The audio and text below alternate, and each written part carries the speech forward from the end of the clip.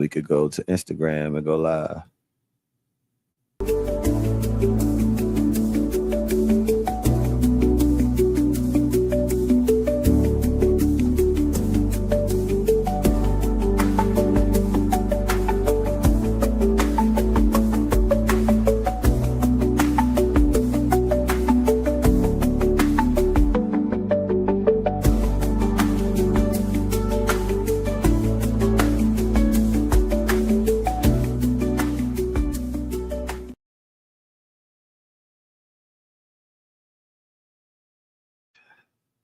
All right, and just like that, we are back, man. Welcome to the Morning Brew, of course, live this morning from the Music Exchange Radio, Real Junkie Studios.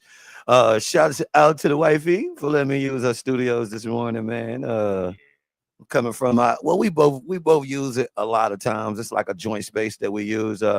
Just wanted to do something a little bit different. Of course, we'll be getting back to the live broadcast soon, but in the meantime, in between time, wanted to do something comfy. You feel what I'm saying? I might even have some grits and eggs coming through here, man. There it is. Big back activity. Big back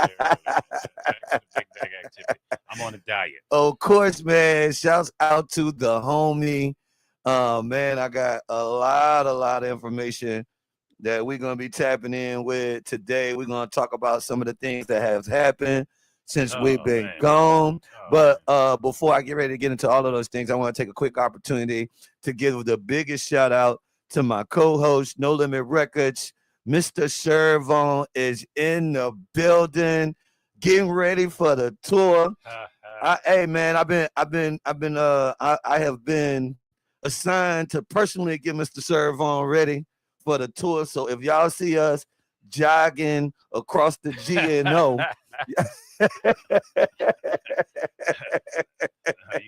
you see me down there, you standing over me with some water. Say it right, man. Say it right. Y'all see us jogging across the G&O. We might start streaming like AB and Dean. Yeah. Say it right. If y'all see Don leaning over a rather large black man with some water, and you know my fellow Caucasian people be sitting there, they get concerned. Right. Definitely, but congratulations on the No Limit Cash Money tour. Yeah. How you feel about going on tour at this age, bro? Well, you know what? I mean, I think by me, I've already been on tour with No Limit, a couple of years ago. It's kind of like, okay, cool. And then now you looking at it, you're more energized. Because to me back then, this last tour I was on was work. It's like punching in. It was work. This personal. Right. I get it. Fans, and then, our, how would I say, our friendly competition. Right, because every night for sure, y'all gonna be going out to it's just one of those type of things. I think like you want to make sure you show your best foot forward. Well, I could say what I want to say. We gonna bust their ass every city. That's all. That's what I'm saying. Oh wait, so the competition is real. Every city is going down. Because you know what, with them. When the verses, it was like a lot of talk. And then, of course, all of New Orleans. It should have been in New Orleans. If Cash Money's, okay. All right. We know Cash Money, this Cash Money city, you know what I'm saying? But we take that. And we soldiers. We gonna show up. We gonna do what we do. But see, when we got to go out, outside to these other cities, in the Midwest and all these different places, we busting their ass every night, man. That's my brothers. That Cash Money, that's our family. But, the competition is there. You know what I'm saying? And plus, I think people are going to be excited to see it. It's been a long time coming, and it breaks some barriers, where rap labels usually rivals and all this craziness, you know what I'm saying? And it's showing New Orleans is about to be top again. Every night, wherever city we at, we will have the city, and that is not going to be Cash Money, just Cash Money. No Limit. It's going to be New Orleans. We're going to have that city for the night. Word. And that's the beautiful thing. And the fans deserve it. All of them that have wanted that so long, and now they get it.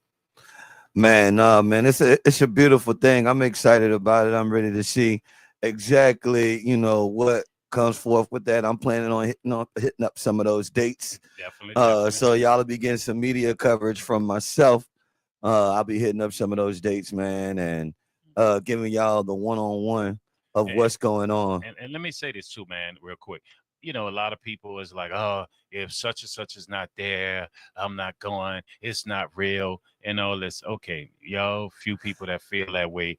You know, we feel that way also because we will want everyone there. Everyone deserved this. I'm talking about everyone from Cash Money, everyone from No Limit. You know, even especially those who life is no longer here.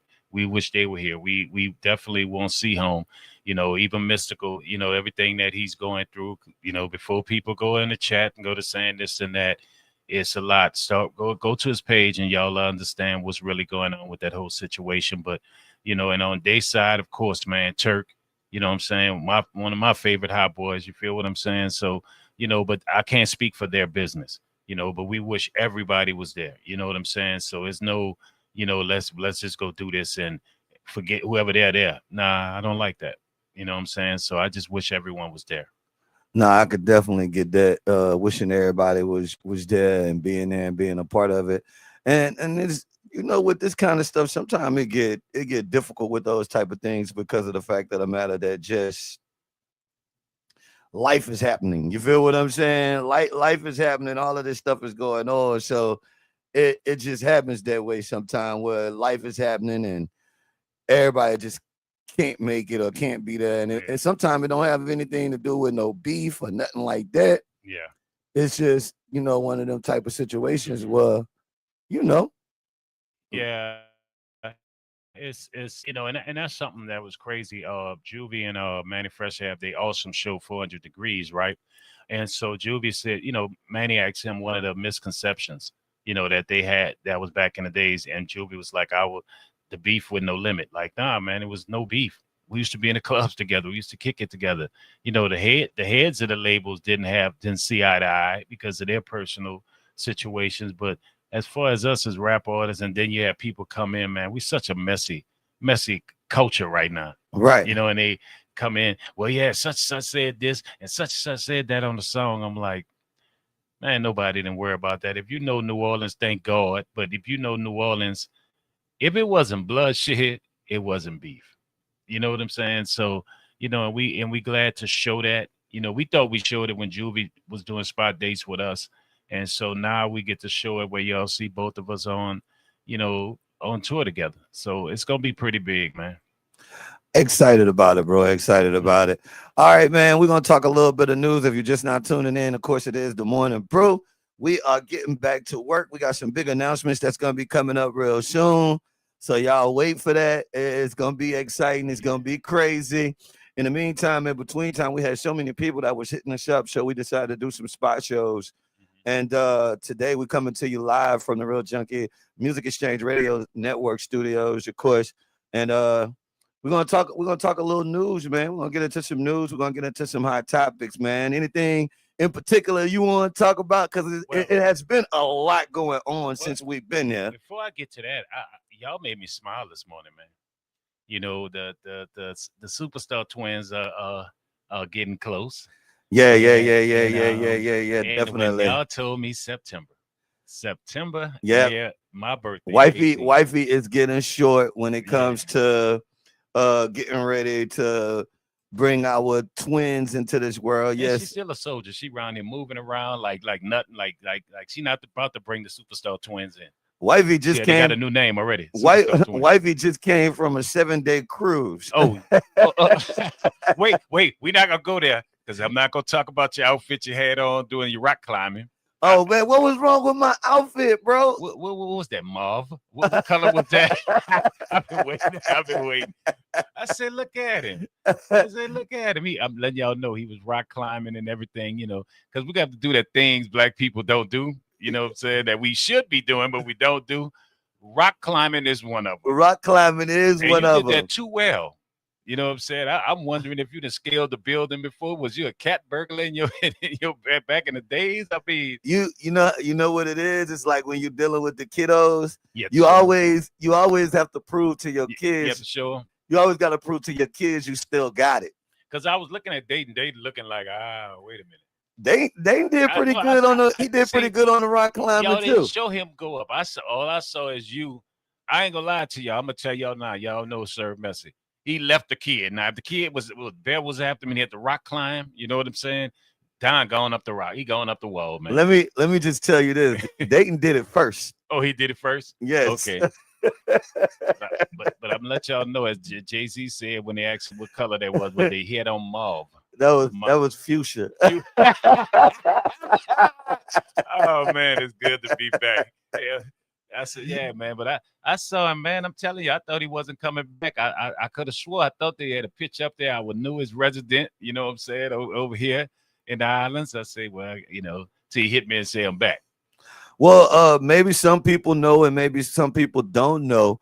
The Morning Brew, currently we are in between radio contracts. Mm-hmm. And so while we're in the process of going through those contracts, I just wanted to take some time to spend some time with the family.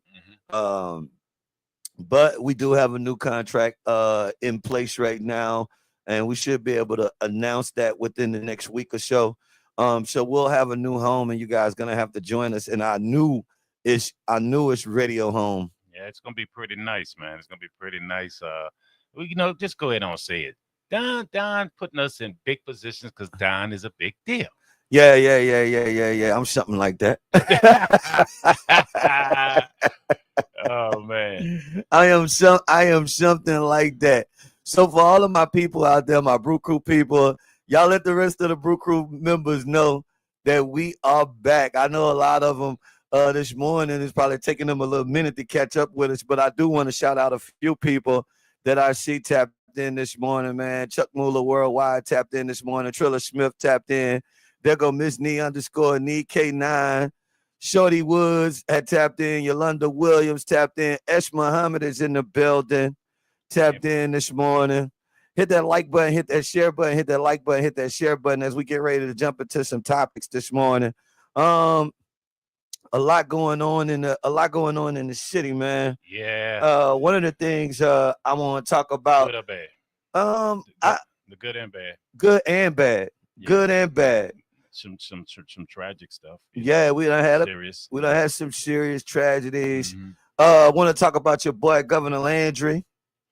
Governor, say it right, man. Governor Jim Crow Landry. Yeah. Oh yeah. He is beefed the hell out with us right now, ain't he? New Orleans and Madam Mayor is standing up to him, man. She ain't letting it happen. So has the mayor responded to him vetoing about $33 million in funding? I'm looking for that. I'm looking for that response today, but I know what it's coming. Because all this really hit the media airwaves probably Thursday or Friday. Mm-hmm. But basically, just to kind of give you some insight, the governor vetoed about $33 million worth of funding that had been approved by the state. Yeah. So this was funding that had been approved by both parties of the state, the House and the Senate, that was supposed to be coming for infrastructure and things of that nature. And basically, the governor vetoed this money from coming to New Orleans. And a lot of people are saying it's in retaliation of the recall. Oh yeah, the recall efforts, because he know New Orleans was making a lot of noise with the recall efforts. We know he's the president's bootlicker. You know what I'm saying? I said it. You know what I'm saying? You looking for me? Come get me. That boy is Petty Betty. Yeah, he Petty. There you go. I got a new one now. It's gonna be Petty Betty, huh? Yeah, he is really acting like all the remapping. He is really acting like Petty Betty. He said, "Man, y'all want to try to recall me? Mm-hmm. Then I'm gonna veto the money that's coming their way."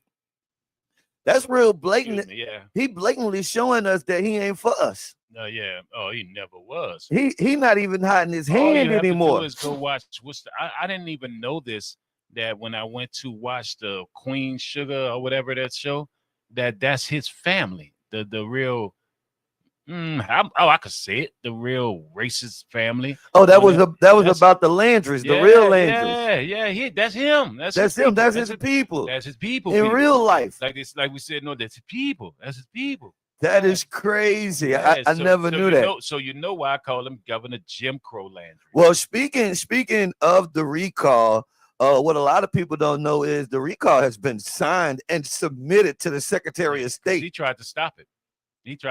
Remember, they tried to stop it. I wasn't sure. I wasn't sure that they were going to be able to get enough signatures. Yeah. Oh man, let me tell you. You know when you're doing bad, when you see Caucasian people were in line. Yeah, they had a little bit of everybody signing up for that recall. Yeah, they was there. That was a joint effort going on for the recall, man. They need to have another recall, a national one, but I'm not gonna say nothing.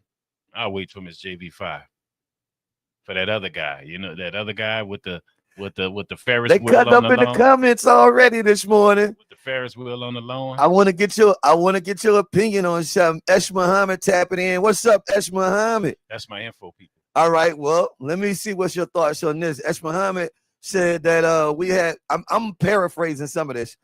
Said saying when we was asking about getting a response from the Madam Mayor. Yeah. Esh Muhammad said that the mayor, I'm assuming they are referring to our current mayor. She is in his pocket. She is basically a Dixiecrat. Republican light. What's your thoughts on that? Yay or nay? I don't know if I believe that. Yeah, I don't know. I think I've seen her fight a little bit and speak up. You know what I'm saying? Especially during a remapping situation or whatever.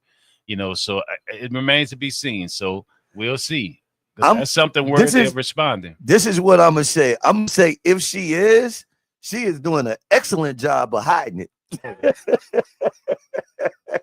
Because based off of what she's been doing and what her current mayorship, I don't see it. Yeah, I mean, I expect something to come out. I expect her to speak out. You know what I'm saying? And hopefully she do, because this is major. You know what I'm saying? Because whatever effort she's attempting to do to get the city on levels where it needs to be at, you know what I'm saying? This hurts. This hurts because there's a lot of important funding that money does fund, programs and situations. So I guess we'll see. You know what I'm saying? So, and the other side of that I see is if let's just say that the Madam Mayor, let's just say what people are saying is true, right? Which I don't believe that to be true. Let's just say if that is true, then why would if that is true, I don't see why, if they was all in cahoots together, some of the things that's happening, I don't see how and why it would be happening. Put it like that. Man, that would be if they were actually in cahoots together, which I don't think. I very much don't think. I just think that's people who just was not supportive of the mayor. I think that's just something I think that's something that they always go say. She got some push. She definitely got some pushback. You want to say the regular way or the young people way? What's the young people way? She got ops out there. Yeah, she definitely got some ops. Got some ops out there, man. They got people that I'm talking about watching every move, critiquing every move. Especially you got the young man that's on, I think, what was it, No War? New Orleans? No War. No, not New Orleans. I'm talking about No War. NOIR, whatever. Yeah, that's what I'm talking about. Yeah, okay. I think that's how you pronounce that. Yeah, and so he's been on the Morning Brew before. He's tight on her. Like, you know what I'm saying? He's on every little aspect and everything, which is, let me tell you something. It's not a bad thing because you got to have checks and balances. Yeah, and I mean, because the previous mayor, even though she reminded me of the SNL skit where it's like something happened and they bet to see who it was a white person, a black person. The mayor, TD, used to always give me, well, oh, no, you didn't do that, TD. So they want her like that, so I guess his only return. And I think it's nothing wrong with that with your elected politicians. I think we have to be not just on the mayor, we have to be on all of them. City council, everybody, governor, lieutenant governor. We have to hold all of them accountable. So, hey, it's expected. Do your job and it won't be no problems. Hey, I like it. All right, man, we're going to take a quick music break. We're going to come back and set the table. What's some other topics that you want to talk about when we come back, bro? we have to, have to lightly discuss the Carmelo Anthony thing. And I have a theory on something that I want to see what everybody feel about it. Because we were going off the air around that time, and so we didn't get to discuss it. But I have a theory about it that I want to see how you feel and how everybody in the chat feel. I'm glad you brought up the Carmelo Anthony thing, because a lot of times stuff happens in our country, and then in the time that it's happening, it'll be a hot button issue, right? Mm-hmm. But then 2 weeks later, 3 weeks later, a month later, Mm-hmm. nobody's even talking about it. We got to talk about this Iranian conflict and that guy up there in the White House. And I'm so damn and confused with what's going on in uh, Iran, because 1 minute they saying that the Strait of Hormuz is going to be open and the gas prices is going to be going and then down, shooting and at then we got a the peace, ships. we got a peace treaty, and then the next minute they talking about peace. They lied. They Peace have no talks, ceasefire. No. peace talks is over. There's no ceasefire, and they fighting again. There it is. Which I was one of the first people, I feel like, that said, bro, we're gonna be going through this for the next 2 years. Yeah, there's gonna be some problems. How long President Donald Trump got left? What is it? To 2028, right?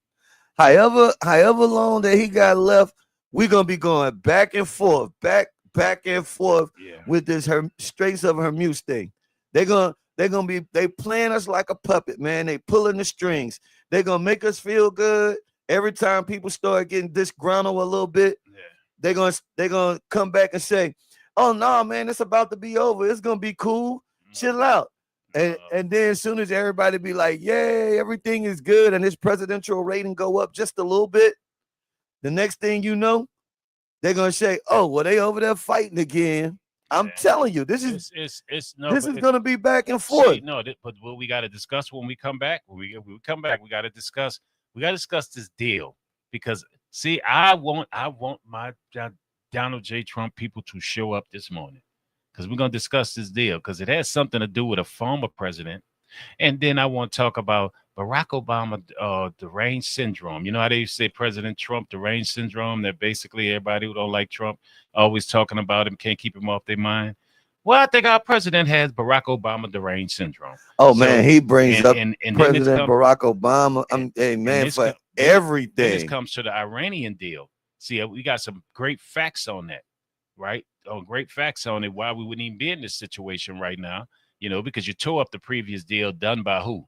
Barack Obama, President Barack Obama. And then now this deal that you want with them has the parameters, of that same deal. You said he sent the boatload of cash, $1 million worth, $4 billion to Iran. That was unfroze money. That was their money. And we're sending them a lot more. Almost what? 200-300 billion? Yeah. That's basically their money that we basically put sanctions on them and just took their money. And so Barack sent back money that was theirs also. And so he talked about that was the worst deal, right? He really talked about this. So now the parameters of the deal basically is the same parameters that they already had, but a little less than Barack had it. You know what I'm saying? The President Barack had it. And now he's sending about 300 billion. And you know what I'm saying? So it's a lot going on with that, man, because Iran is not backing down, and they was leveling Israel overnight. Shout out to Esh Muhammad. Let me ask you this question, sir. How much do you think that the Iranian war compares to Vietnam War? Okay, it's not there yet. It's not there at all, because so there's no comparisons on it. But we're having the greatest movement of troops and artillery to the Middle East since the Iraq War. And so it's intimate. So I'm sorry, I'm saying it wrong. That if I said it wrong, that we're going to have a ground war, because you're not going to move that many and then to us taxpayers so many, basically millions a day, billions a day, a day to keep everybody afloat over there and everything that's going on. And so you're not going to move all that. You're not going to move all that to just bring it over there for sure. So, it's possibly, God forbid, that it don't happen. So now, if it becomes that, it becomes a ground war, and our young sons and daughters go into Iran. After a while, then you maybe see. You feel what I'm saying? And that's crazy because I was thinking with this thing we wouldn't see No, a ground war at all. when you pay You attention know to me, you know my motto, wrap this to up. wrap it up, we got to roll up out here. We got stuff to do. But when you moving that much over there into position, when you're moving that much from tanks to not from planes to helicopters, ground equipment, artillery equipment, and then soldiers, that much, you know what I'm saying? You're not just moving them there for sure, because you're taking them away from certain places, equipment from certain places that is needed. You know what I'm saying? To continue protection. So right now, I just feel like, and then I'm sorry, I'm gonna put I'm gonna go down the rabbit hole. You know, if there's a war, he does not come out of office. You know that, right? So if we are at war in any way, he stays in office. If the president of the United States will not be relieved of his time. Really? Yeah, yeah. And Wait, so how did this work when we was dealing with the Bushes? Were we not in war? Was it a no, that was. So let's say if it's a peace treaty in place. It's even if it's a ceasefire, which they try to call a ceasefire, peace treaty, if that's in place, then yeah, once he done, he out of here. But if we have full scale through Congress war, Like and if that's they why yeah. they trying to take the Okay, war. so basically however they Yeah. label it. So and if they try, that's why they That's trying why to a lot of times see they say conflict. They don't say conflict. Iran war. They say And Iran conflict. because he did this without going through Congress.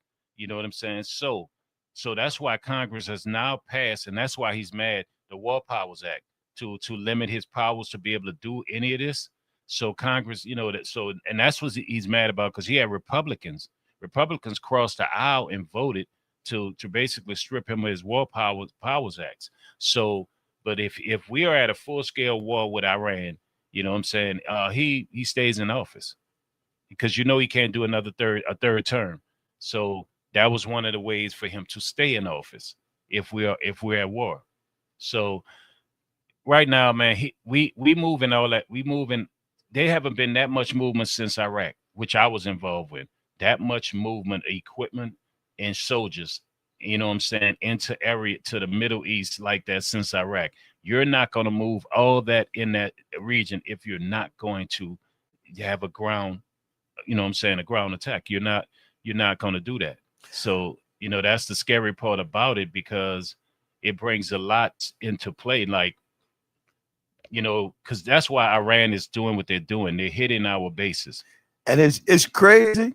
It's crazy that so many of us are uninformed of what's going on over there. The only thing that we care about is when the damn gas gonna go down. So, yeah. I literally know. I literally watch world news because what I know is every time that they say it's gonna be a little calmness in the Strait of Hormuz, if you pay attention, every time they say that, go get you some gas in about the next 15 to 16 hours. Because when they had to cease, every time they say that, the gas go down. So you got to get the gas before the gas go back up. When they had to cease the recent ceasefire, the recent one, if you really look, a lot of almost billions barrels of came through.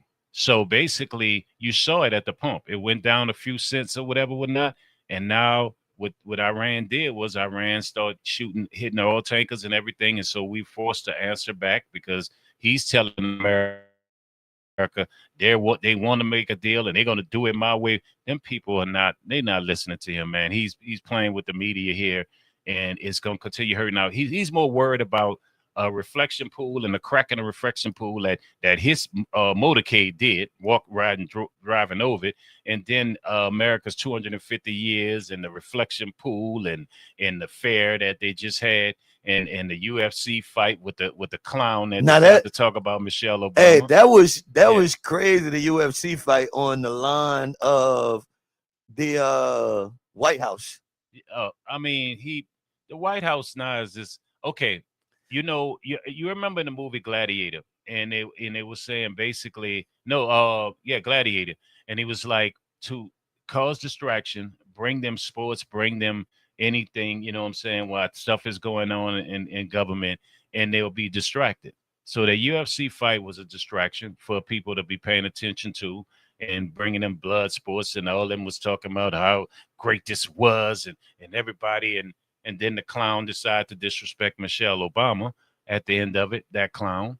And so now you have the fair on the White House lawn. Then he's trying to build his ballroom. Then he's worried about the reflector pool that he says some people went in and damaged it because they got a bunch of what is that, green slime or whatever in there, and there's a crack in it. But his motorcade rolled over it, when they were trying to fix things. So all of this, and all this on the taxpayers' money. So I don't know when people gonna really get tired and say, you know what? Yeah, I love him. Yeah, I voted for him, but man, it's just not right. You know what I'm saying? So, and that'll be a cold day in hell because people are gonna ride down with the ship. But I'm just worried about the fact that the difference of going into Iraq, which, I was there. You know what I'm saying? But going into Iran is a whole different story, man. The terrain is different. Everything is different, and they're more equipped than Iraq was. So this getting real serious, man. Because you're not gonna make all that move with all that, and then they just tore up the Fifth Fleet in Bahrain when they hitting these bases, American bases.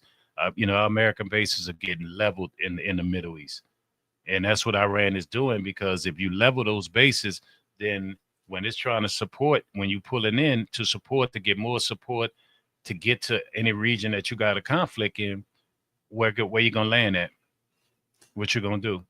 So and here we are, man. I have to count on Sir to get our coverage for Iran. I know he's always talking about it and keeping me updated. In the meantime, in between time, what we'll do is I'm working on taking a quick little music break. We'll take a quick little music break. We'll reset the talk table. We'll be right back. Shout out to my main man, E.D. Nix, tapped in this morning. Oh, that's my guy. Hey, big shout out, man. I saw him working with the kids, man. Basketball with some kids or whatever. I didn't even know he could play. I know he could rap. I know he a hell of a rapper, but I didn't know he could play ball. Yeah, I don't hoop with E.D. Nix before. Oh, that's a little World Be Free. That's what I call him. We got a little World Be Free. Shout out Nola Mama Bear, tapped in this morning. Esh Muhammad, Tropical Goddess. She said, "Welcome back, sir." Hey, welcome back, Tropical. How them boys? How they did? Summer baseball. How they grades ended up? Because I know she's And any parent that is doing summer sports, God bless you. Because I ain't going out there. Man, I'm telling you, it woke me out. Call somebody, go live. That was another reason I had to take a break, man. AAU track was just because you get paid what? No, $0. I know what you call it. Free 99. Free 99. Free 99. Coaching summer track, man. Yeah. Well, coaching in general. Got mad at you when you was tough with the North situation. Remember, we wasn't on the air. Yeah, we wasn't on the air. People was hot with me because I well, you know what? I wasn't. Like I told people, I said yes with the North situation, man. Shout out to Larry Barabino, of course. He resigned as commissioner of NORD, and it was a big story, and they were talking about more than half of the coaches didn't have background checks. And what I was saying about that was yes, it is important that they get background checks. And it's no disrespect anybody, but you should. Yeah. No, the climate of today. Yeah, you should make sure that everybody have the background checks like they're supposed to have. But I also was saying before we just start going all crazy, I don't mind us rooting for the right thing, but sometimes we'll be rooting for the right thing, but the reasoning behind it be an issue. And so I like to talk about like, well, if that many coaches don't have background checks, how long this been going on? And who regulates that? You feel what I'm saying? And on top of that, have it been any incidents? Was it an incident? Why did this come up? Because what I heard through the grapevine was the main reason that this stuff was coming up about these background checks was basically because some people at the Lakeview Park had issues. Oh, Lakeview. Yeah, they had issues with some decisions that was being made about the purposing of the Nord facility in Lakeview. And so my issue was, man, y'all attacking these coaches and y'all making these coaches look bad, trying to make Nord look bad. And really, in all actuality, this is just a political situation. Yeah. If they wouldn't have been mad at Larry Barabino about the purposing of one of those facilities, no one would have never said anything. So my former area people of Lakeview, so where I used to live at. But again, I do appreciate the fact of the matter, like, all right, coaches, let's just get it together. Let's go get these background checks. Let's do whatever we got to do. Problem. So if you're on the up and up, go get the background check. Yeah, don't mean to get things solidified. Yeah. Now, another big question in that particular situation was, I've been selling bricks and go ahead. They were saying who's the person that makes a decision on if your background check is good or not good. Oh, okay. Because I think certain things, they look for certain things that'll keep you off. Not just anybody that have any kind of charges or anything like that. It's certain charges that they supposed to look for that would keep you from being a coach. And it's somebody that makes that decision. And I think a part of it, a lot of people were talking about who makes that decision. You feel what I'm saying? So basically, if you had, I'm just asking you, if you had, say, 15 years ago, 10 years before you start coaching kids, right? You had a domestic dispute as a man. Do you feel like that person shouldn't be coaching kids, even though he had a domestic adult dispute? I don't think that it should keep you from coaching kids based off of how long ago it was, but based on the rules of the background checks, from my knowledge, I think that could keep you from coaching. No. I think it's like up to the discretion of the person or the committee or whoever. Yeah, the committee. Do you think they need to form a committee? I'm just not sure. I know that it is a lack of coaches. Okay. Yeah, and I know that y'all guys are needed. And so what if somebody have a felony way back, but he a good coach? You know what I'm saying? And now he's a real good coach, have really helped kids, but then you go look and he had a felony way back then, and that disqualifies him. So now you just lost a good coach for something he did at 16. And that's the only thing that I was talking about. That was the part where I was talking about. I was talking about that exception right there. And I know it's exceptions to every rule or whatnot, but as you can hear the music in the background, we're gonna jump into a quick music break. And then we'll be right back, man. You know how to play that EJ Jones. Oh, man, they had a girl with a video said the best food that you can ever get is in a Louisiana gas station. Somebody, she fell in love at that gas station. It is some of the best food you could get here. All right, man, we're going to jump into a quick music break. I'll be right back with more. It is the Morning Brew. I'm yours truly, Don P. Don P, sir, we getting it in, man. We just working out, getting ready for this new big radio contract, man. We getting ready for the new big radio contract. We working out. I said, bro, we better get back in here and start working out a little bit. Yeah, you were right, because I'm thrown off now. Because usually I'm gonna go ahead and say it. This is my nap time. I take that. That's why I'm sorry. I wanted to apologize. Y'all saw me yawn a couple of times. Yeah, it's my nap time. All right, man, we'll be back, man. I'm gonna let this song run. I'll be right back at it. Don't forget to go check us out on YouTube, man. Leave comments. Let us know you there. Let us know you rocking with us, man. We getting back. We finna be back. We got big deals on the table. Just sit back and relax. We coming. Definitely.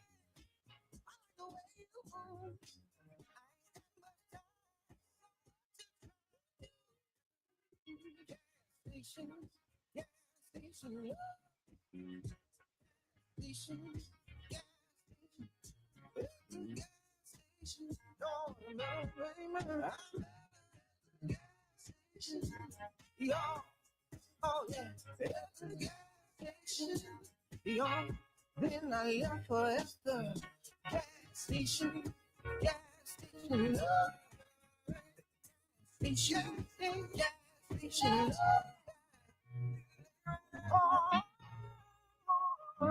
I had to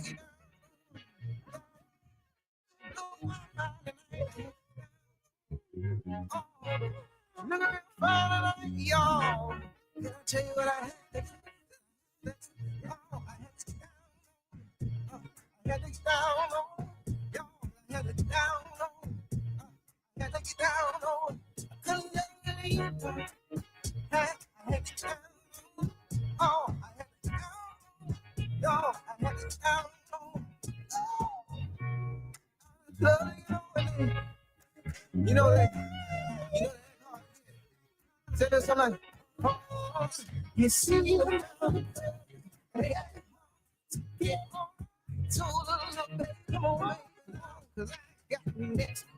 Let me, let me, come on, let me, oh, yeah, let me, come on, get out, get out, get out, get out.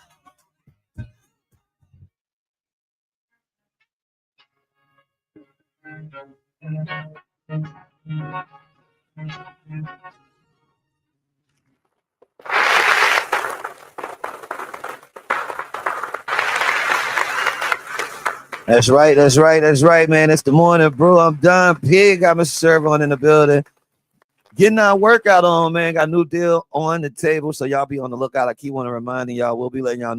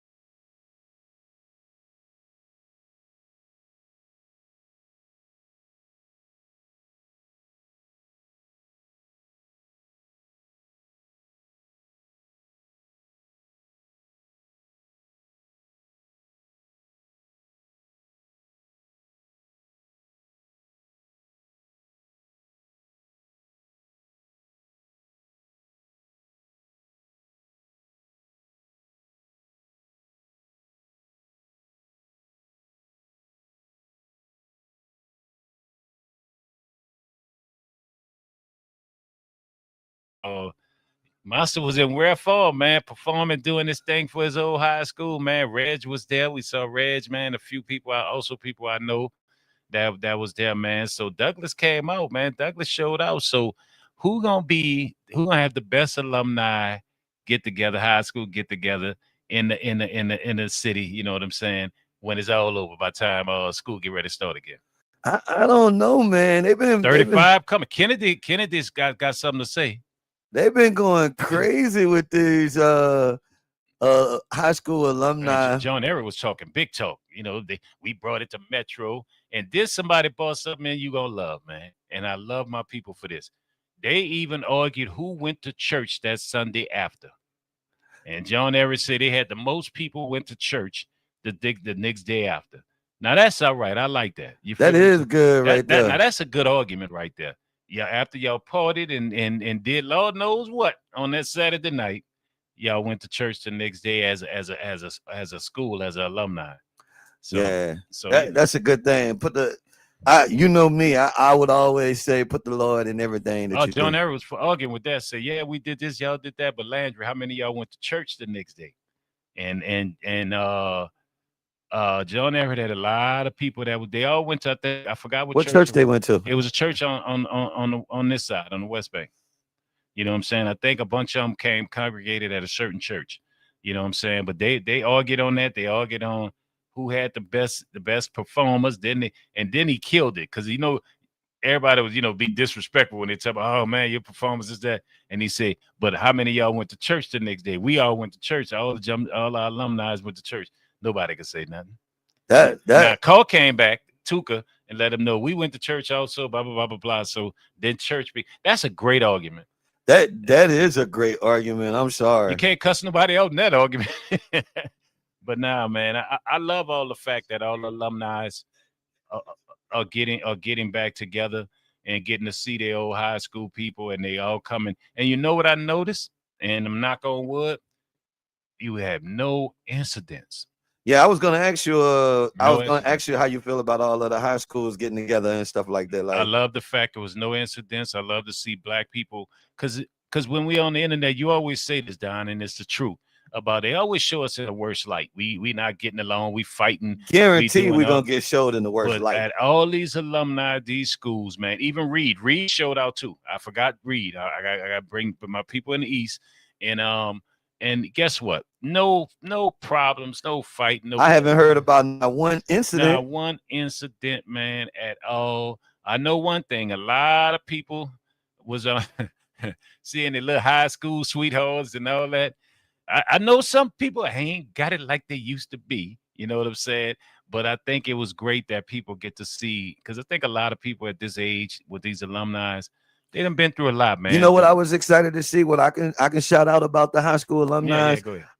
I wanna give a big shout out to any alumni associations that did some kind of give back to the school, whether it Communities, was a yeah, scholarship yeah. or something like that. Because to me, what I see with the alumni associations, what I see is I see this as being the beginning. Yeah, Like this is the beginning of being able to build they have to be taught. camaraderie. So, all right, it's cool to get together and have the party But next year when and you the do and it, the picnics and all of that stuff. But I do want to see more personal development and growth and giving back, right? if I recall, I think we need to get Tuka up here because I think she was saying like even the money that alumni gave to do this thing, that some stuff went to No, a schools. lot Yeah, of schools. gave I mean, a lot of those alumni gave associations gave money, scholarships or they gave some kind of money back to the and school. that's beautiful, man. And so, to me, like I said, I think it's a beginning. Like I think this is I would hope that someone would see this camaraderie and see this Hmm. and figure out how we take it to the next level, right? And then you're right. Meaning we want to care about we don't just care about being an alumni. We're not just having Because pride in our schools most of these in, in, schools come from what? in our In the city, in community. the community. We Yeah, want to see our schools thriving. yeah. That makes sense. No, it makes a lot of sense because I didn't think about that because I'm glad you brought that up that some of them did that, because a lot of times with inner city schools, man, in our communities, it's the because I'll go ahead on and say it because I deal with a collective, right? See, in white schools, the Caucasian, mostly dominated schools, their alumni keep everything going. They give a lot of money, you know what I'm saying? And within our schools, people do it, but I think he needs to be done more. When you got 5 people gone to the NFL from this school, right? We'll put it Yeah, like I'll say it give like some this. money back. Well, I'll say it like this, sir. As with all of the hype that I have seen Hmm. from these high school alumni associations, Yeah. right? It's clear that people care about where they came from. Oh yeah. So I would say this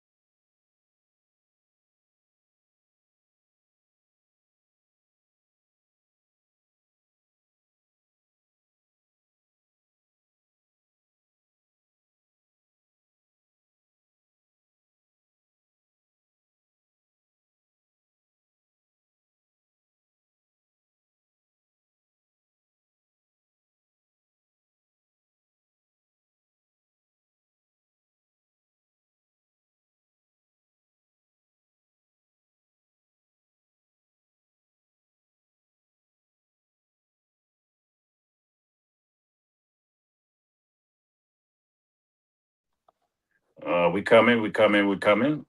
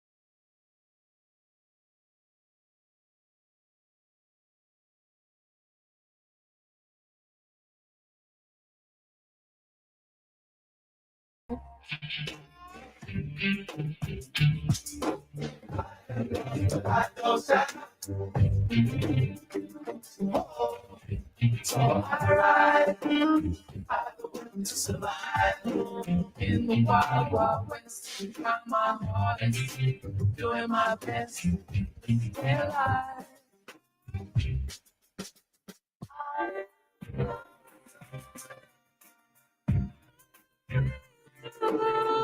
That's right, man. I'm on it, bro. I'm yours truly, Don P.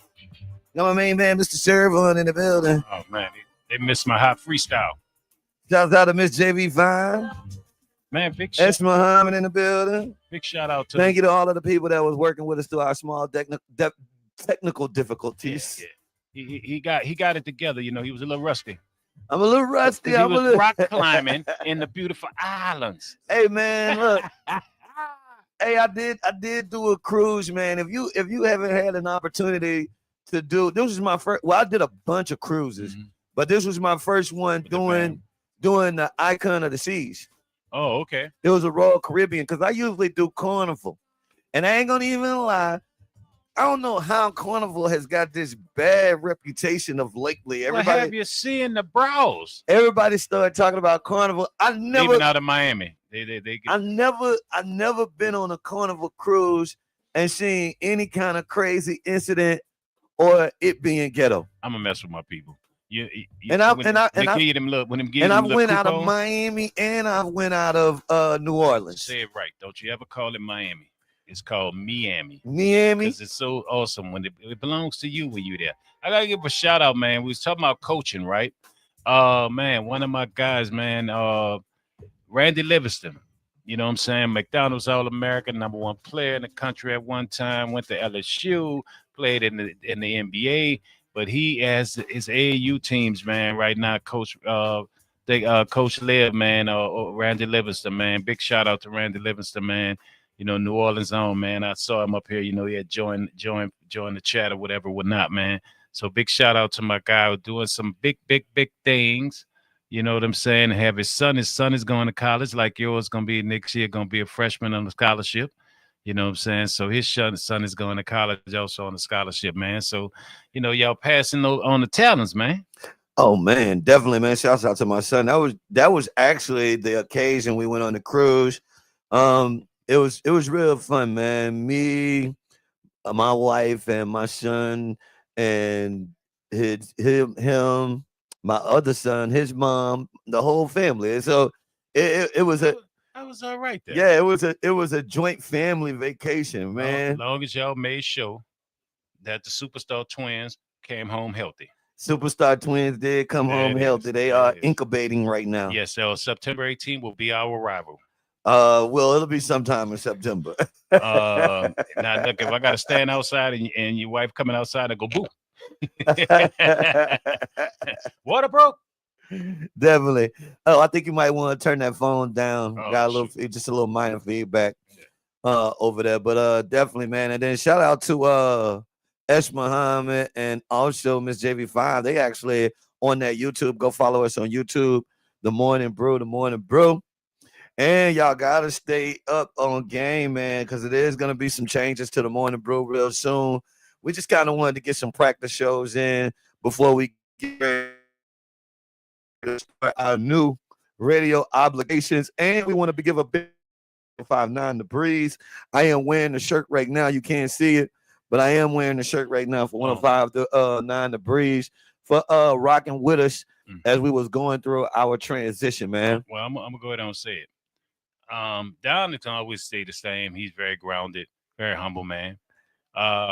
Once this deal is done, I will have security with me at all times after that. Do not get in contact with me. Talk to my people. You know, you won't be able to get in touch with me. I'm gonna act funny, y'all. Just let me act funny the first week. And I got to talk to him once this deal done. Did you put in there that I need my warm donuts when I come in there? That's part of it. I'll make sure I add that watermelon juice in the contract. I definitely. And who's the individual that's going to do the massages while I'm working?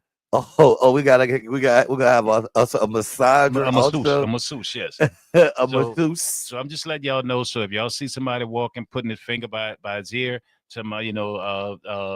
big deal is in the building. Big deal is in the building. Yeah, that's me because I will be acting funny. I'm a Where. rapper. We do that. Shouts out to Tuka. Tuka just joined. Oh, I don't know what to do in NOLA. Oh, Tuka been on too. I'm gonna tell you. Watch. Tuka been traveling too. Let me get it. Let me get it. Let me do it. If you're in Little Rock, to the hot spot, you might see Tuka, Tuka, Tuka. Yeah, she had Little Rock turning up. She been turning up in Little Rock. Yeah, she trading on us. She went up to Little Rock. She left Louisiana to go to Little Rock. Yeah. How long she gonna be there? Oh, she back now. She back now. Yeah, I thought so. I thought she had made it back. I told her she could like Dora the Explorer. Tuka be everywhere. Tuka do be everywhere. Tuka left from Little Rock and ended up at a baseball game in Slidell. I don't know if you caught it when doing Call Homecoming. Tuka said if you saw those pictures or videos, that wasn't her. Really? That was her. I ain't see it. Oh, she's partying hard. Yeah, because you was rock climbing and with Marv on. Well, actually, June was a hectic month for me, man. Yeah, you had the big graduation. I had graduation, recruitment trips, finding us a new home and a deal. Yeah, man, I just been grinding it out. You need a vacation. Well, you just come over vacation. I need a vacation from the vacations. Yeah, I'm gonna be going on mine soon before you gonna take a little trip before you go on tour. Yeah, man, it's because it's gonna be different. It's gonna be some moving around, and then we have a new dog. You know what I'm saying? We have coffee. Coffee. So you got sugar and coffee. Yeah, and coffee is a problem, man. Coffee is a problem already. Coffee makes sugar get up and go on the other side of the stove. He get aggravated. She aggravates him. Oh my goodness. Yeah, but wifey done fell in love. Sugar is her. That's her baby. Sugar take that kind of personal, man. That wifey love coffee too. He run up on coffee like somebody stole something. Run up and won't fight. So they be getting into it. Oh, she go at it. She little something, but she go at it. Yeah, because if she holding coffee, Sugar get mad and he go at him. He won't fight everybody. Yeah, so Wait. I thought coffee was supposed to be for you. No. Come on, just like I thought sugar was supposed to be for me. So you got another. I don't run nothing. Addition to the family. Yeah. And you still don't have not one of them. I'm gonna get a fish tank. I don't think she gonna mess with me. I'm gonna give me some fish. I don't. So not. And coffee, man. Oh man, coffee's something, bro.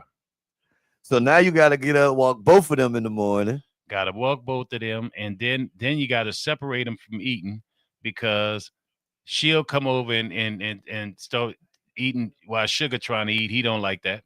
Then he'll do it to her. So it's like you got to separate them when they eat. You know what I'm saying? Then so what do you feed them on like two sides of the room or something? I put coffee goes inside the little enclosement gate we got that matches the sofa that she bought.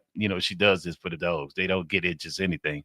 And so I put coffee in there and let coffee eat, close that up, and Sugar eats out where he normally eats at. And then once they finish, you know what I'm saying? Then I let them, get together, and then it's time to bring them out or whatever, whatnot. And so, yeah, that's how my life. Man, maybe it'll get better though. Like they should start playing together and stuff. Oh no, like they that. play. No, they play. Oh, they play though. They play, but it's funny. Sugar be in her face, and he like it don't. But then he don't like her to come get in his face or be by wifey, or if maybe by me. But when it's by wifey, he got a problem. Right. Yeah, he be looking at you like, man, say dog like that. So yeah, that's how my life been going. You know what I'm saying? So that's it. You know what I'm saying? That's me. And then my grandbaby getting bigger. Okay. Yeah, my grandbaby getting bigger too. Yeah, that's another bill. It's a Yeah, cute build, though. I like it. Kamari, he almost walking now. Oh man, we got a while for that. We got a while for that. He getting there, rolling over and stuff like that. Uh oh. So What he what he you he getting there. what you think? 5 yards, 5 yards of play. Yeah, Okay, there we go. We start early. I'm sorry, we start early. 5 yards. he'll They're gonna be on the offensive side. he'll big baby. Okay, well we looking at about 6 yards of carry. Uh Okay, huh. I see that. I see it. We take it. We'll take it. We'll take it. Big idea. Hopefully so. I hope it's something with food. The double Dutch twins on the way. Oh yes. Oh, there it is. Hey, let me tell you something. Let me tell you something. I got high hopes because these kids these days they got to come in paying bills. So do something. So maybe we need to set up like Kevin Hart. Then when they had their thing on Husbands of Hollywood. No, it's crazy because the other day I was sitting around and I was just thinking about the situation and I'm talking to the grandbaby and I'm thinking about it, man. I got twins on the way, and I said, God, it just meant for me to have a bunch of kids around. See, but you be talking about me when I was naming all my kids I have. You know what I'm saying? But I now, said it is just meant for me to have a whole bunch and you of know what kids that means around. from Uncle Serve, right? A friend told me this: when your homie that you care about got a lot of kids, whether it's their kids, grandkids, and all that. Because we used to get together every holiday and we go get each other's kids. As the fellas, we get drunk and go buy gifts for each other kids. So my homie, he said, I said, man, what you want, Dave? You got like 6 grandkids and you got 5 kids. You know what I'm saying? He said, man, do what I do. I got a Monopoly game. Let him Monopoly. So I'll see. I'm gonna have to get you a shoots and ladder, Right. or Monopoly. You know what I'm saying? Yeah, man. But it's a blessing though, dog. Because I look at it like this, man. And I tell people, man, be happy. Don't be sad. We have, man, you live on, man. You live on in so many different ways, man. When you have a lot of kids and grandkids, you live on, man. Your bloodline lives on, man. Most definitely. All right. So we just not getting back, of course. So much has been going on since we've been gone, Oh man. vacationing and stuff like that. What else you wanted to talk about? I know we had talked about the Carmelo Anthony thing a little bit. Yeah. Now that I'm gonna tell you something, man. I've been living with the fact that you have a lot of black people that think it's funny with the arguments between with when it comes to Donald Trump, right? You know what I'm saying? And be real abrasive towards other black people and online and whatever whatnot.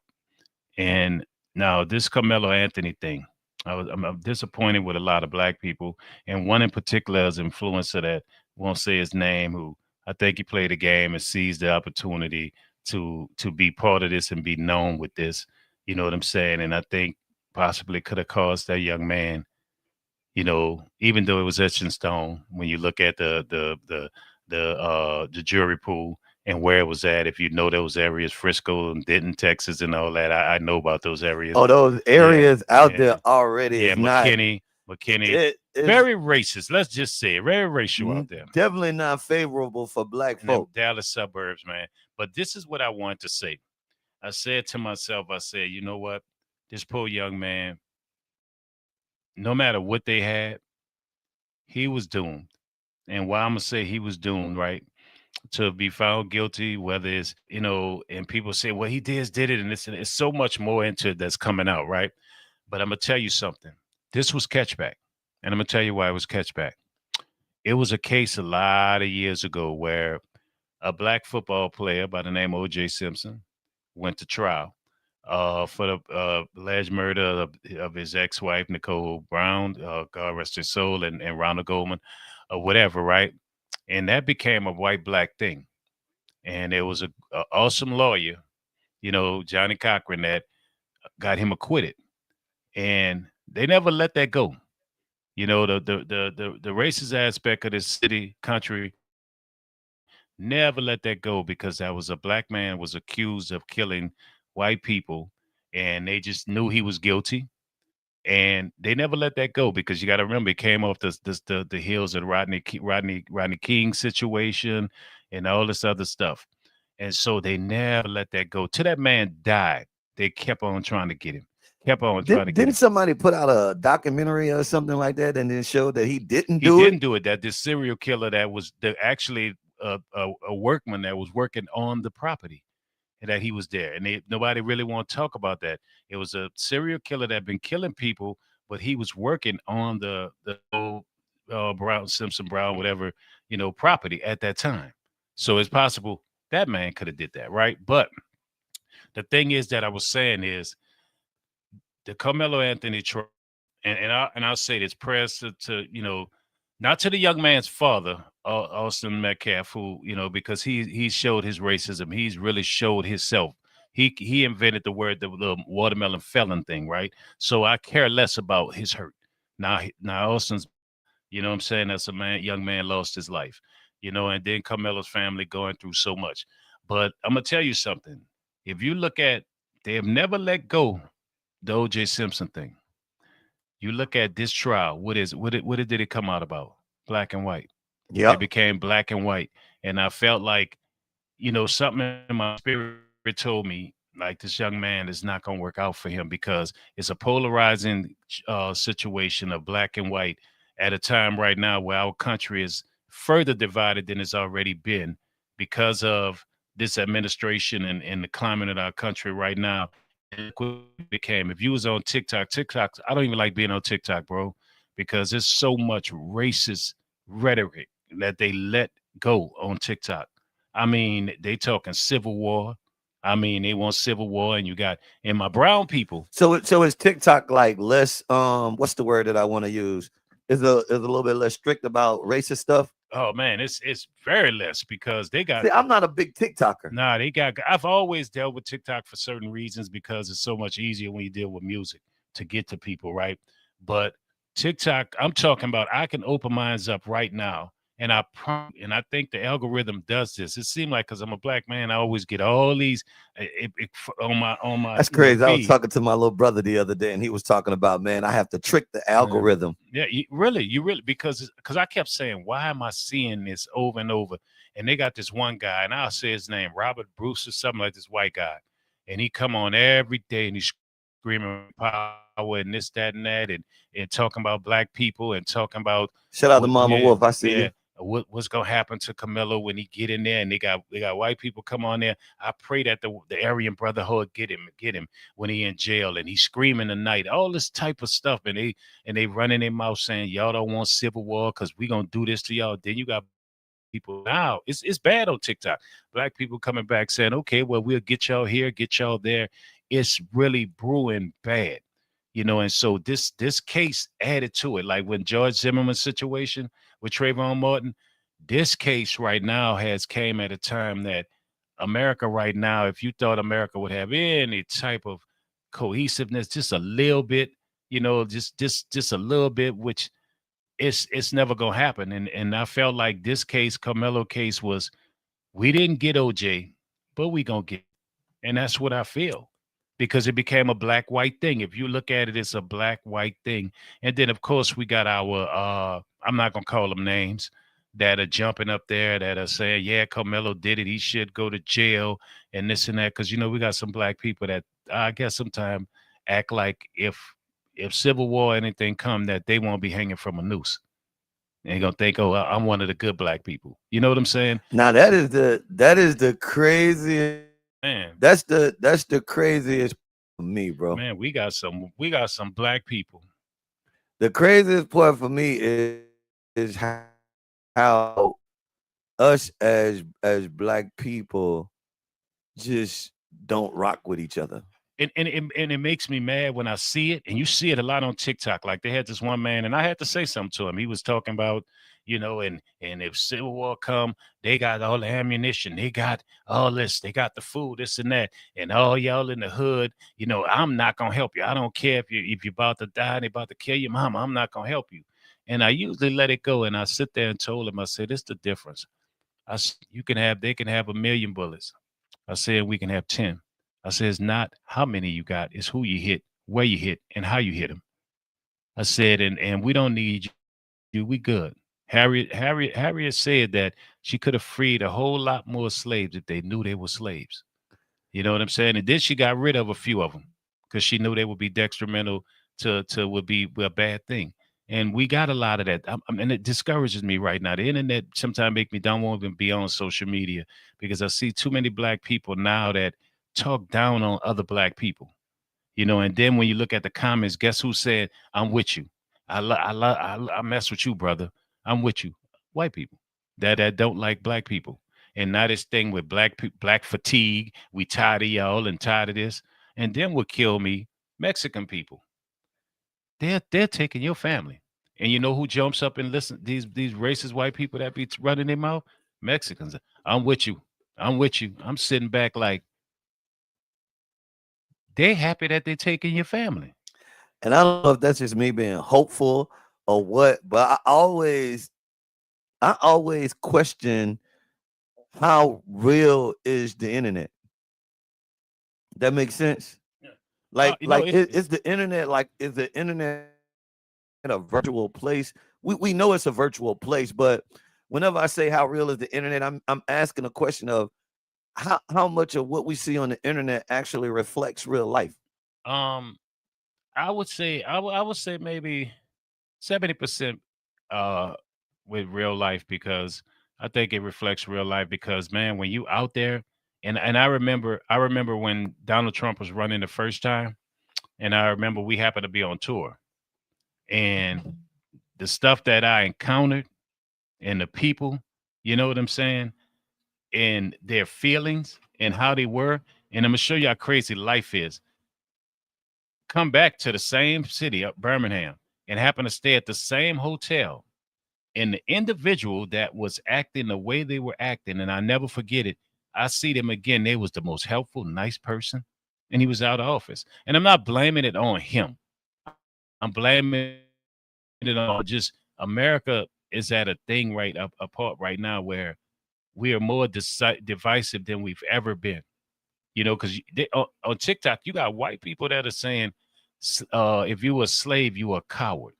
Now they going that deep to give reactions. And these are real people. Like I'm looking at some of these people that really are real people, you know, because they're going live in certain places or whatever, and if you was a slave, you was a coward, you know, and then you got black people saying it's not slavery and you know, y'all are embarrassment to our race.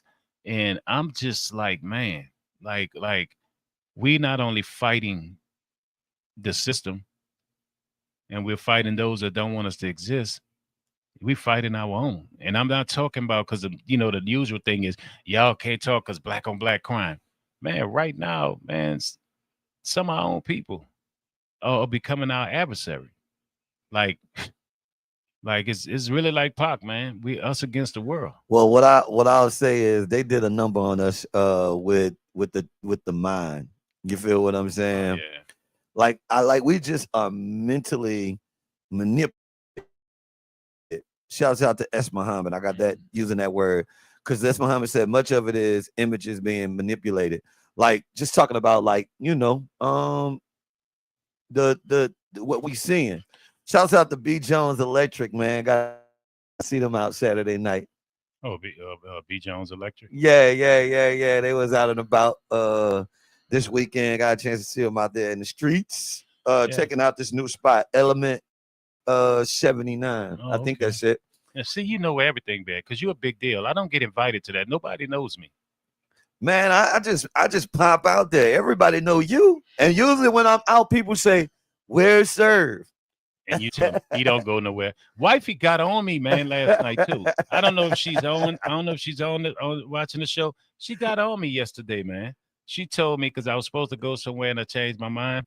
And then, you know, and then we had the dog got sick. So when I was supposed to go somewhere else, the dog wasn't feeling well. That me and you were supposed to go. And so she was like, "You don't go nowhere." She said, "You just acting like an old man. You just stay in the house. You don't go nowhere." And I was like, "Now, okay, now y'all pushing me out the house. Now you gonna push me out there and look out, and you're gonna go on the internet, and I'm leading the party." You know what I'm saying? But really, I really thought about what you said last night. I don't. I really don't go nowhere. So I guess for me, I've always I tell people I partied in different ways. I partied in countries. You know what I'm saying? I think I'll be all partied out, man. Well, I don't even know if I call it partying. I mean, sometimes I like to step out and just kind of get a feel of the atmosphere of what's going on. Like I feel like it's just very difficult for me Mhm.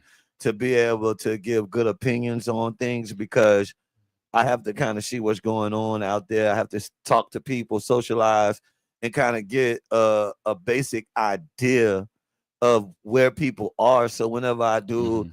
get on the radio or get on a media platform, I'm intuitive with what's happening out there. All right. That be the reasons that I typically go out. But You, I'm also you, a social you person. my therapist, so you I, might I keep. like to I Yeah. like to socialize. I like to talk to people. You, So you think I've that's given a up? part Think of I've it. given up on people because I don't really like. I know I need to be out there networking. I know I need to be out there. You're always on me about it. You think I've given up socializing with people? No, I think you come from the old school, and I think I just feel like it's kind of phony. So people just, I don't know. right, like I mean, it could be the fact of the matter that like even myself, sometimes I have to push myself a little bit harder to get out there and and do stuff because sometimes it just doesn't feel like we doing anything significant, if Yeah. that makes sense.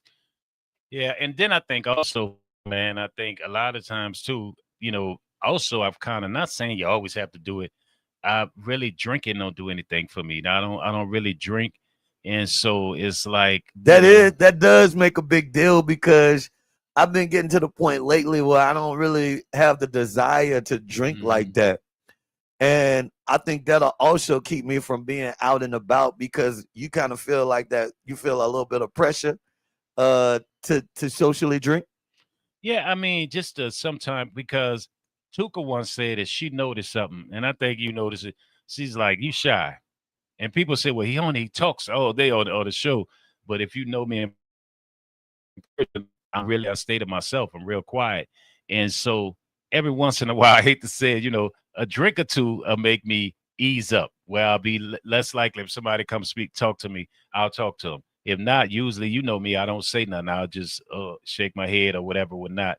And so I think, yeah, so a drink, my drink and my two step. How the song go? Yeah, so And you that know. that is how the song go. But let's throw something else out there. Let's Big, get big, it. big. Okay, number one. Big applause, man, for Larizi, Oh yeah, one of our young artists. Larizi.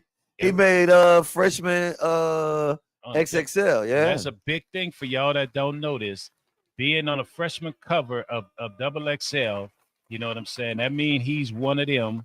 And so, of course, he right from over there on the West Bank, man, but he represents New Orleans, man, to the fullest. Big shout out to all his, especially his daddy, man, Mr. Super fantastic. You know what I'm saying? And that's great because his dad leads his career and stuff. And that's big time, man, to be double XL freshman. I can't remember the last person we had on the double XL freshman pages. So that's big. And doing the BET Awards, You know man. what else I like about Yeah. that situation? Let me jump in there with you Yeah, on go ahead, that go one. ahead.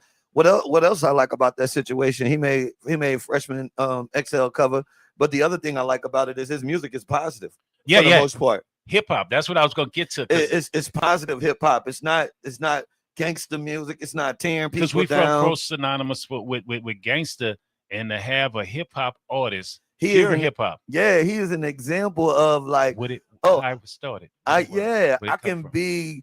I can be a top rated or top ranked artist without negative stuff. Very intelligent kid, and he wears his relationship with his girlfriend like very openly and happy about it, and very, like, hey, I got a girlfriend, I care about her. He's, it's very sweet young lady, respectful young lady, and I like everything about him, man. And he's very intelligent, man. If you ever been around him and hear him speak, he's very approachable.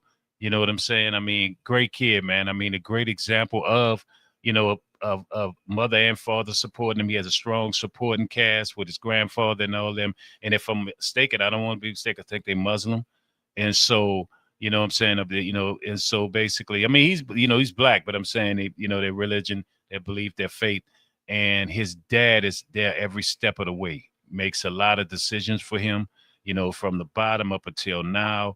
And I think it's a great story, man. But also, we got some man. We saw Rob Kazi on the BET Awards last night, man, and him and Corey K out there, man. So we brought man. New Orleans got it popping out there, man. I didn't get a chance to watch the BET Awards last night. I didn't get to, but I saw the part with Rob Kazi and what's the dude that they was mad at? They made it to the stage. Yeah. What's the dude? Y'all know who I'm talking about. That made the thing about wife. God, Charlie Kirk's wife, and they had what's his name, man? The light skinned guy. Drewski. So him and Drewski did a skit. Drewski do the Come Over Records, and he brought Rob Kazi out there with the BBL, or the first rapper with a BBL. So he was out there, man, and I'm big happy for him, man.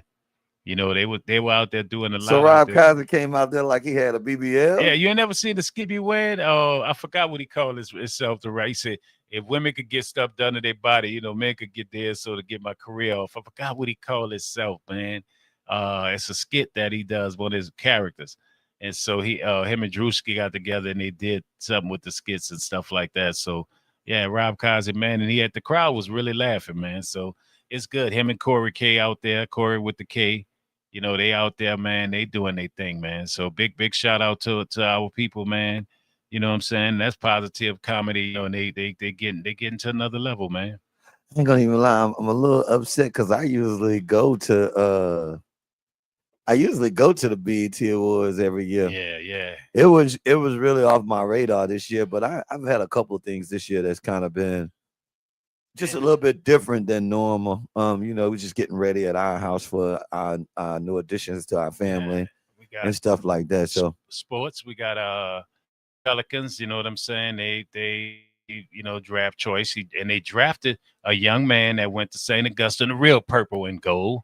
You know what I'm saying? Mr. Pierre, I can't Jerome Pierre, I think his name is. And he went to St. Aug, but he's a hell of a player. And so they drafted a home kid, you know what I'm saying? And, so we got the draft. And then Alvin Kamara is still with us over here at the Saints. So we haven't lost them. And so I didn't think he was going anywhere, me myself personally. But a lot of push out the door. A lot of people was questioning if he would still be here. Well, what I would say is it's because of his loyalty, though. Yeah. And then the Knicks. Oh, man. The New York Shout out to the Knicks. No, man. I don't mess with them New York people. They too loud, man. Man, I was on that cruise. They had so many New York Knicks we fans. Won. Say, kid. On that cruise.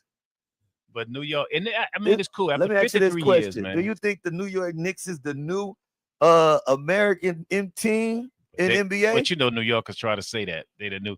I mean, you want to root for them because of 53 years. And then New Yorkers is fun to watch because they've been so bad though for so long. Years, man. So I don't think. But when it come to basketball never had an America's team. Well, I feel like Wemby needed one more year. Yeah, I think he'll get it. The young boys. As long as they keep a good squad around him, he'll get one next year. He ran out of gas. He has to get in the gym, the LeBron thing, how to keep your body and be ready for the whole. Because people don't understand when you go play for NBA championship, you know how many games that is that you have to play to get there, plus your season already. Right, so the season already. The season already itself was 100 and he was unstoppable. Right, the fourth quarter he was tied. The season is 82 games, and then you got to win at least 16 games to win the championship in the playoffs. So he was tired. I think his body wasn't. That's why people always say when LeBron went 8 straight years, like you worry about the wins and losses. You know how hard it is to get there. But now a 20-year-old, I think he got to the finals, and I think he just ran out of gas. And then the coach was young, you know what I'm saying? So I think a lot of, some of the adjustments he didn't make. But it was New York's time, you know what I'm saying? They was undefeated after the second game. And I'll admit, man, I think I became a Brunson fan. Jalen Brunson. Man. Oh yeah, big body Brunson. Yeah, I think I became a Brunson fan in the process. But you know what made me like the Knicks? What's that? Mitchell Robinson, man. Oh He yeah, from the city, man. from the He went city. to Chalmette and trained by our very own Marcel Scott, one of the best I trainers in bet the they ain't game. gonna say Shell man ain't part of the city now. Yeah, they can't say nothing. But he's trained by Marcel Scott, man, one of the big trainers in the league that people don't know about. He trained Anthony Davis. He got another kid out there in Cleveland that made All-Star. So we got a lot going on with New Orleans, man. We got a Pelicans player, picked from St. Augustine, from right here in the city. Travis Etienne, who was really from Louisiana, he came home, and he's with the Saints.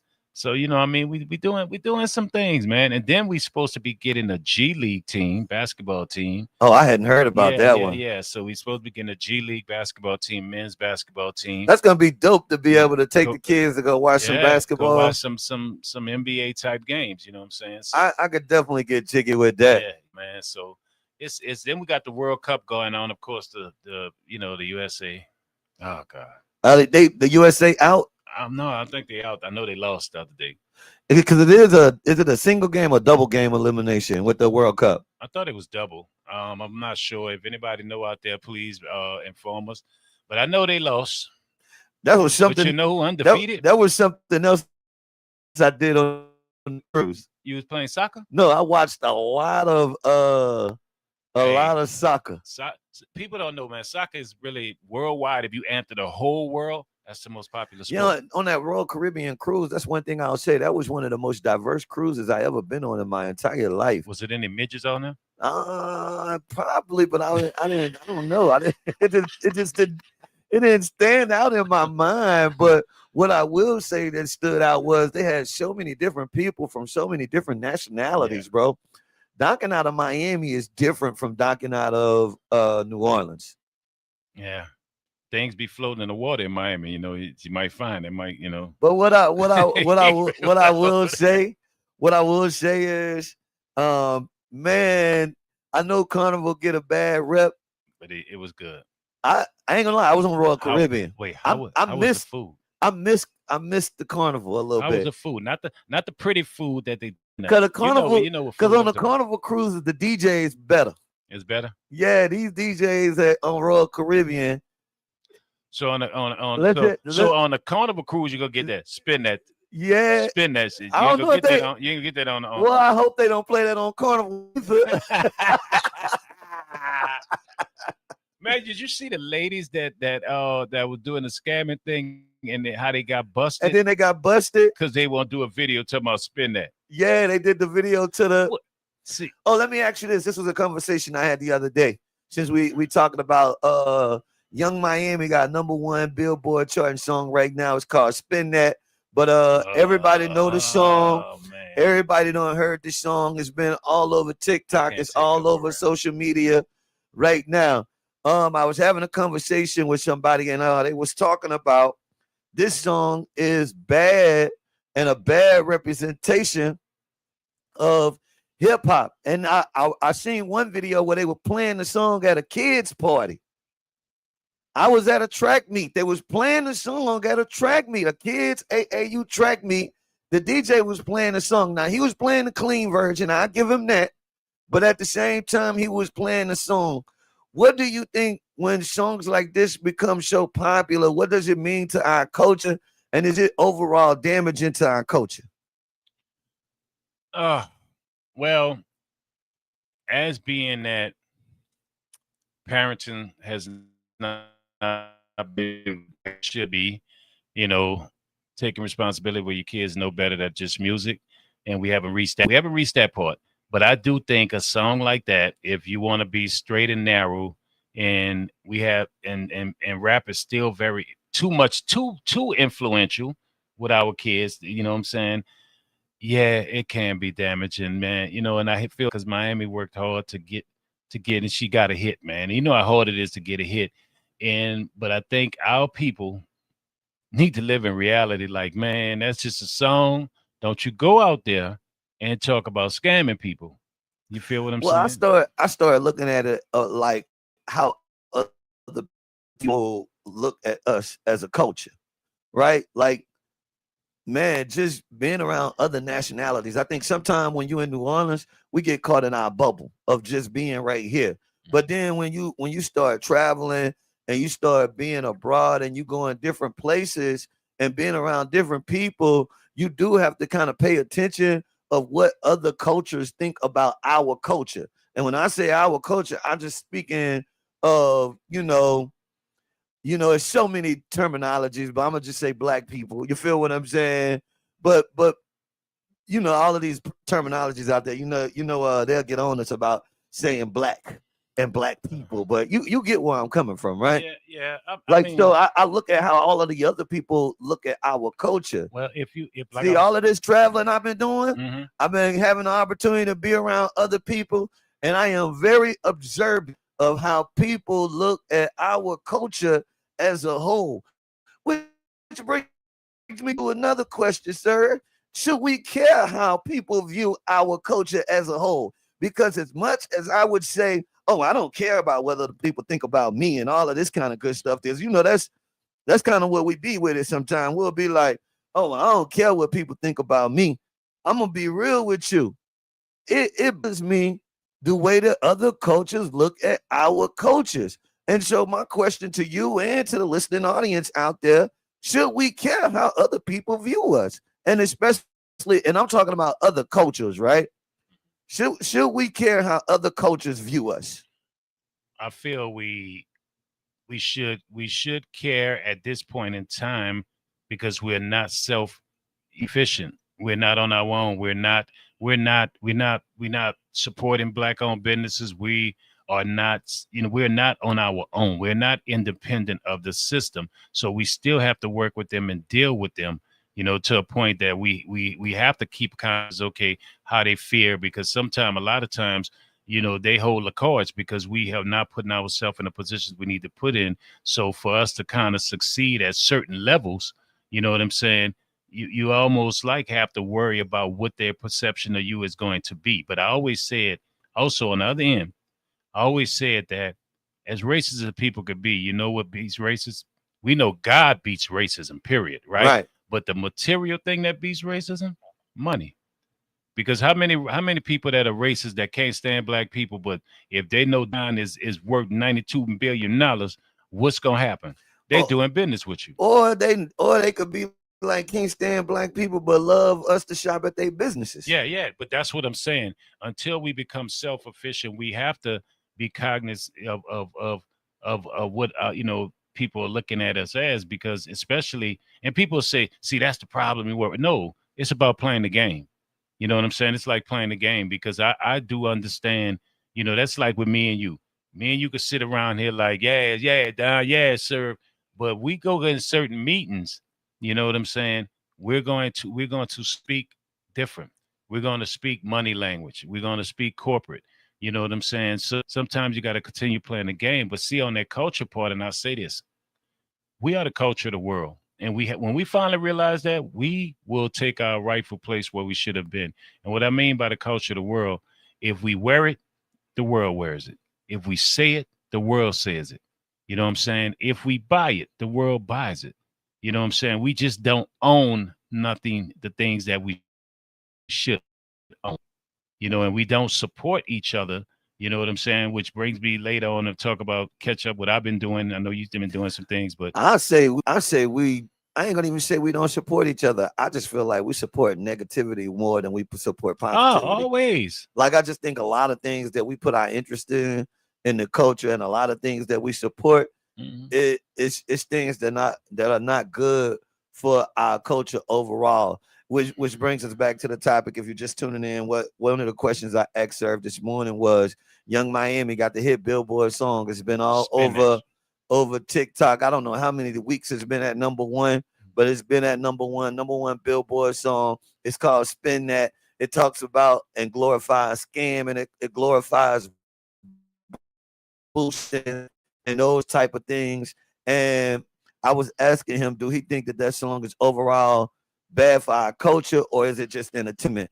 And that's kind of how we got on the topic of talking about, what other cultures think about us. You think if I did a song called "Clean That Credit Up," clean it, you think they'd mess with that? No.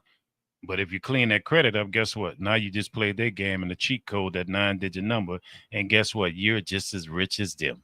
But Like but, but you're right. You've always said this. Well, I'm looking at the numbers right now. I'm looking at the numbers right now on Instagram. We were up at about almost 20 something people on the live just a minute ago, and then as soon as we start talking about this song being bad for the culture and should we care about how other cultures look at us, those numbers significantly drop immediately. That's the way it be, man. I don't think that has anything to do with people. I think that these mobile apps out here and these people controlling these algorithms, I feel like they got it out for us, bro. No, I've said that, but I'm telling you, on TikTok, I will tell you if it wasn't for the algorithm, I don't even think that song would be a #1 song. No, and I'm telling you, on TikTok, once all this stuff with Carmelo Anthony, right? I've never seen this many white people pages where they are so bold and open. You know how they call them Karens and all that, and just straight coming out saying black fatigue, we hate y'all. I mean, literally, it looked like everywhere I turn, I'm talking about I could get off it and go check something I put up for business, right? And you would think it'd be music stuff that would be right. Everything racist possible, and then it's always look like I see every white person that's openly being racist. In my mindset, it's like, okay, are you programming me to get upset? Yes, it is. Yeah. No, I'm just saying, I'm with you. That's what the algorithm is programming you to be upset. Do you want me to go back and smack people for Martin and Malcolm? The algorithm, yes, I do. Yeah, and that's why, I feel and totally feel it. You've always said this. You've been on it for a while, and I think we have to talk about it more and figure out what message more we could put out there, because you've been on it saying, look, sir, I'm all the negativity. It's always negative stuff, bro.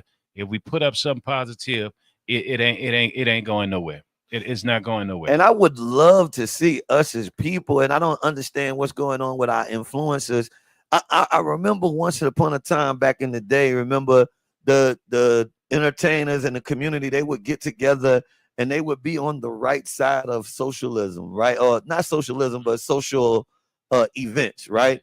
Like I just think about, like, I remember at one point in time, the black performers were saying, we're not performing in America no more. Until segregated shows, we ain't performing here no more. Right? Like, or with Target, what they did with Target. Like we would see entertainers jump on these social movements, but what business has got a problem now. What I can't understand is why haven't we seen any major entertainers or a social movement against the way that social media is working against us as a people? Because honestly, a lot of entertainers. Is it the money? I'm about to tell you, a lot of Must entertainers. Be the money. Social media, and I always used to say this with artists, right? And I used to look at young artists, and I used to be like, y'all don't know the real grind. Y'all don't know what it feels like to go one way and one way out spots. Y'all come press a button now, and y'all got 40,000 fans, and y'all doing shows in arenas, but never understand how to really be a you know what I'm saying, a performer. So now when you look at these people that should be saying something, should be speaking up, they're not going to do that, because guess what happened? They get shadow banned, and their money that comes to them, because a lot of artists, they get their money from in their DMs. Hey, how much to do a feature? How much to do a show? You feel what I'm saying? And so a lot of them are going independent, and they're leaving the labels, which is a good thing. So now they got to fend for themselves, and guess how they fend for it? Acting a fool and a clown on social media.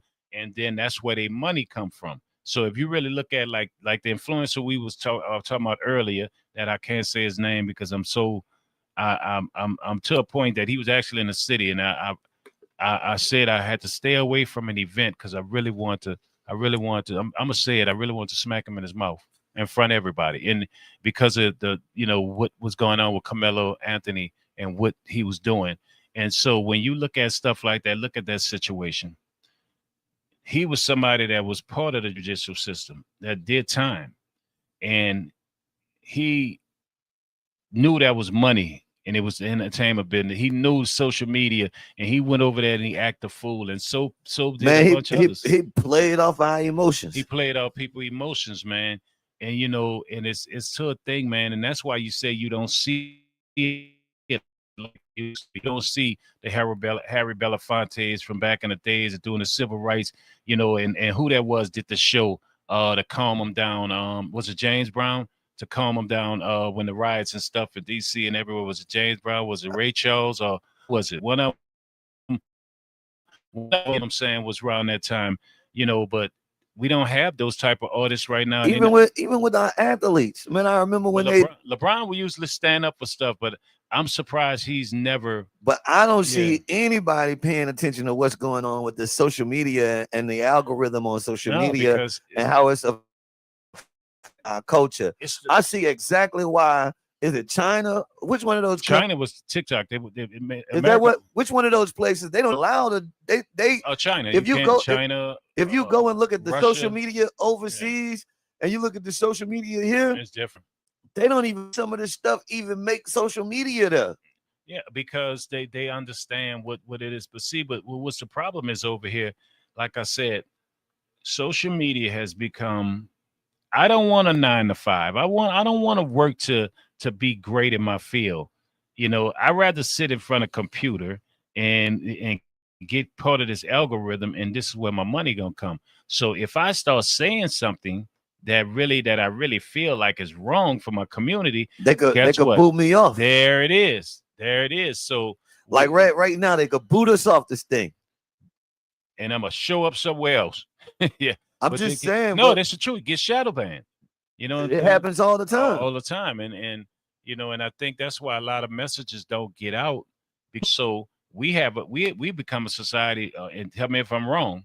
If somebody we see, say for instance, we don't see the message on here, and then we get out there and somebody's standing on the corner, we go right there on the go. Somebody standing in the corner saying, look, what Governor Jim Crow Landry is doing, blah, blah, blah, blah, blah, this and that, standing on the soapbox, so to say, right? We gonna ride past him, man. He tripping. We won't take him. He tripping, man. That boy crazy. What you need? You need $1? He on that stuff. First thing, if a black man openly in public go to talking major sense about what's going on, they gonna say he on drugs. They're gonna definitely say you crazy. Yeah, and I mean, I've gotten it where like I said, I was part of the problem. I wanted to be part of the solution, changing lyrics and stuff that I was doing. But I didn't got it where if I speak about social issues, I've been told you changed, sir.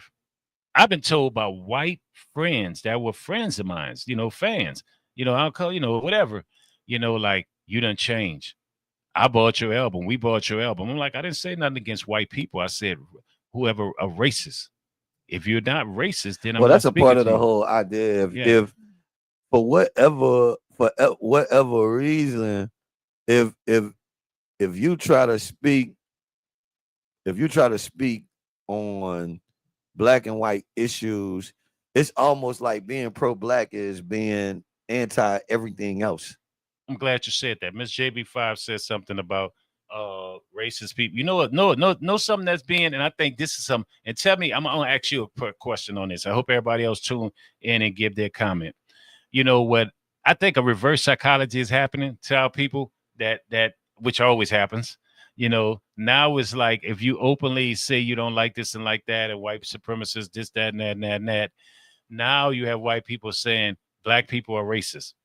And then some black people are like, how come? Shout out to Successful Fire. He said you're not supposed to stay the same. Yeah. So how, and it's like, how is black people racist? So now the thing is, you have a new thing that I see that you can see things as boiling. And I think it's a mind trick in the game where it's like, okay, now you have white people saying that black people are racist. You know what I'm saying? So, and I think that's really a distraction. You know what I'm saying? Because that's becoming an argument now. Whether black people are racist or can black people be racist because of what they have endured. So say to basically be like, show me you're not a racist, which means what? Stop speaking out. Right. Stop standing up for it. See, that's the trick that's they trying to take part in. You know what I'm saying? It's like I told you, they were talking about, you catch some of them saying slavery wasn't, real, and slaves was a coward because they should have overtaken, their masters and everything and whatever, whatnot. And I'm just like, okay, you know what I'm saying? So now we have some of our own that are going at their own black community. And then now you have a notion of can black people be racist? Or are black people racist? And is it right? Do they have a right to be racist? But is it, to me, but is it called racist? I don't feel it's called I think black people can be racist. No, I don't feel black. I'm gonna tell you like this. I don't feel black people are racist. I feel they have a racist response to racism. You feel what I'm saying? Because think about this. There are black people that would never say, I don't like you, and I'm excuse my language when I said, I don't like you I don't like crackers. That don't never come out somebody black mouth, or they do, or they purposely act that way, sought out to just punch somebody, right? Just to do it. Well, see, I don't know, sir. This is a tough one for me. Yeah, this is a tough one for me because I think of your vacation. Well, I think anybody could be racist. Yeah, right. Yeah. Like, you know, if we look at the definition of racist, I mean, you discriminate against a person, you don't like them just merely based on their race. So do black people have a right to be racist if you just outright get out there and say, you know what, like they're white people now. Especially the clown that be he just got his earlier. One of the I think black people have more of a chance of being racist than white people, or so we get an excuse if we racist because of the public display of discrimination, right? So it's a reaction to some of the things that happen, responsive racism, on an everyday basis, right? But for me personally, you know, I don't judge every single white person based on Governor Jeff Landry. We live by MLK. I don't judge every single white person. MLK. I'll judge you by the character of your character. Based on your character. The history, right, of our country, because really in all actuality, we have to be able to recognize that we have some allies out there, because the way the country is set up, we can't get anything done without allies. I don't know. We don't have no allies right now. You don't think, man, we got to. Let me tell you. That's the only way we can get things done in the country. I'm going to keep you 100. As far as I'm going to keep it 100, we can't get it done just by ourselves. I'm going to keep it 100. Our brown brothers and sisters, I think it's some brown brothers and sisters out there that are allies. I think the majority of them feel like since this with immigration stuff and everything, deportation, and they were saying about stand with us, help us, and black people was like putting it out there like that's not our problem, we staying out there. I think honestly, that relationship is strained, and then the Asians who are minorities themselves, they really definitely came out there. And they didn't. But I think some of these things be one-time incidents and not an overall consensus of what everybody thinks. Come on to TikTok, brother. Come on over. I'm just telling you what I think. No. I don't know if it's right or wrong now. But do we have allies? Let me read the comments real quick. I want to read one of the comments. This is at Gal Time Dag. I think I'm pronouncing that correctly. The comments, she say, we can't be racist, prejudice, yes, but we haven't set up a whole government and system to be racist. Interesting. I like that one. I like that. I like that one. And I've actually heard that comment before. It is very difficult for us to be racist because we don't have a system, right, that we control that could actually, you know what I'm saying? Well, whoever that was, discriminate against people. Like, we don't own the system. They get an A on a Black History Report. That was a good one, right? That was a good one. See if that person answer this for me too. That same person. Do we have a right to be racist if we chose to be because of what has been done to us? All right, that's a good question. Let me read S. Muhammad comments. I listened to Dr. Tyrone Powers this morning. We should ask to see your file as it relates to FBI files on you. Make a request for any files related to you. Freedom of Information Act. As Muhammad also said, we are too reactive. And then, what was the question you asked? Run that question back by me one more time. I said, do since they're labeling us racist, attempting to do, which I think is a mind game, a little game, right? Um, do we feel like we have the right to be racist because of what has been done to us? Do we have a right to be racist? Just like they're racist towards us, you know what I'm saying? And they feeling like their reasons that they're starting to throw out there that we live off the system and EBT, we're violent, we're thugs, and all these things, and we're taking their, we're trying to erase them and make them a minority and whatever. So do we have a right to be racist if we chose to be? I got a right, but no, you know what I mean. I'm gonna go to the chat. At gal time, Dag said yes. I say we have the right. Because I really think this new initiative, and if everybody pay attention to it, is really starting to get bigger and bigger. Where the thing is, black people, y'all are racist too. So y'all look at us as we racist to my white people, I'm saying, but y'all are racist too. So if y'all want us to stop being this way, y'all shouldn't be racist also. So it's kind of like, to me, it's a mind game to where don't stand up for yourself, don't say anything. Well, we all know that the government overall is trying to keep us divided. You know what I'm saying? As a people, right?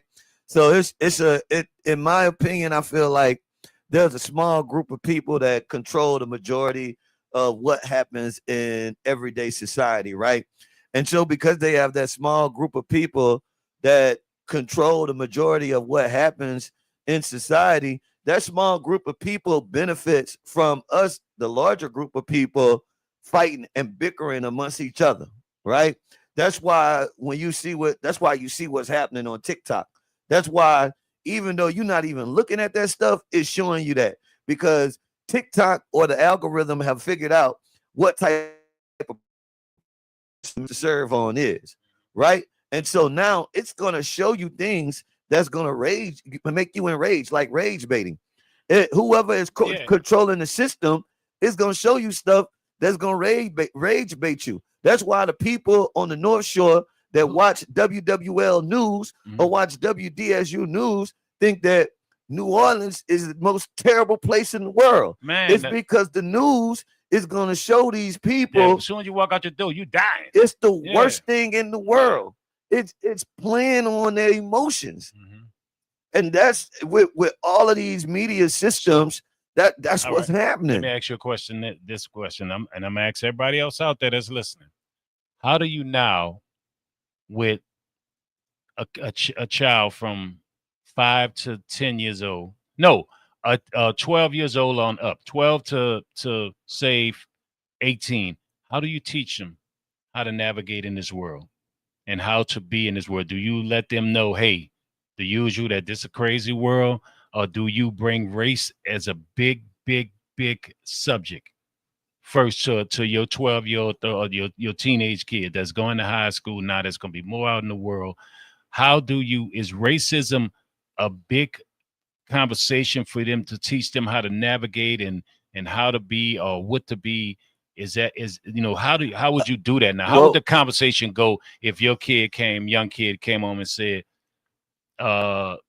this white man, I'll be honest with you, call me boy. I have conversations about these type of things with my 8-year-old. Yeah, but you know what I mean. I went to 12, but at first I said 5 to 8. Well, I think you got to have them conversations earlier than high school. Because I always felt racism was taught. I think you got to have them conversations like, shoot, maybe it's 5. Serious now. I think maybe like 5, 6 years old, you got to start having some kind of conversations to give them the right tools to navigate through being able to be a productive citizen, right? Like I need my child to be able to navigate through the world, to be able to take care of themselves, to be able to take care of their family.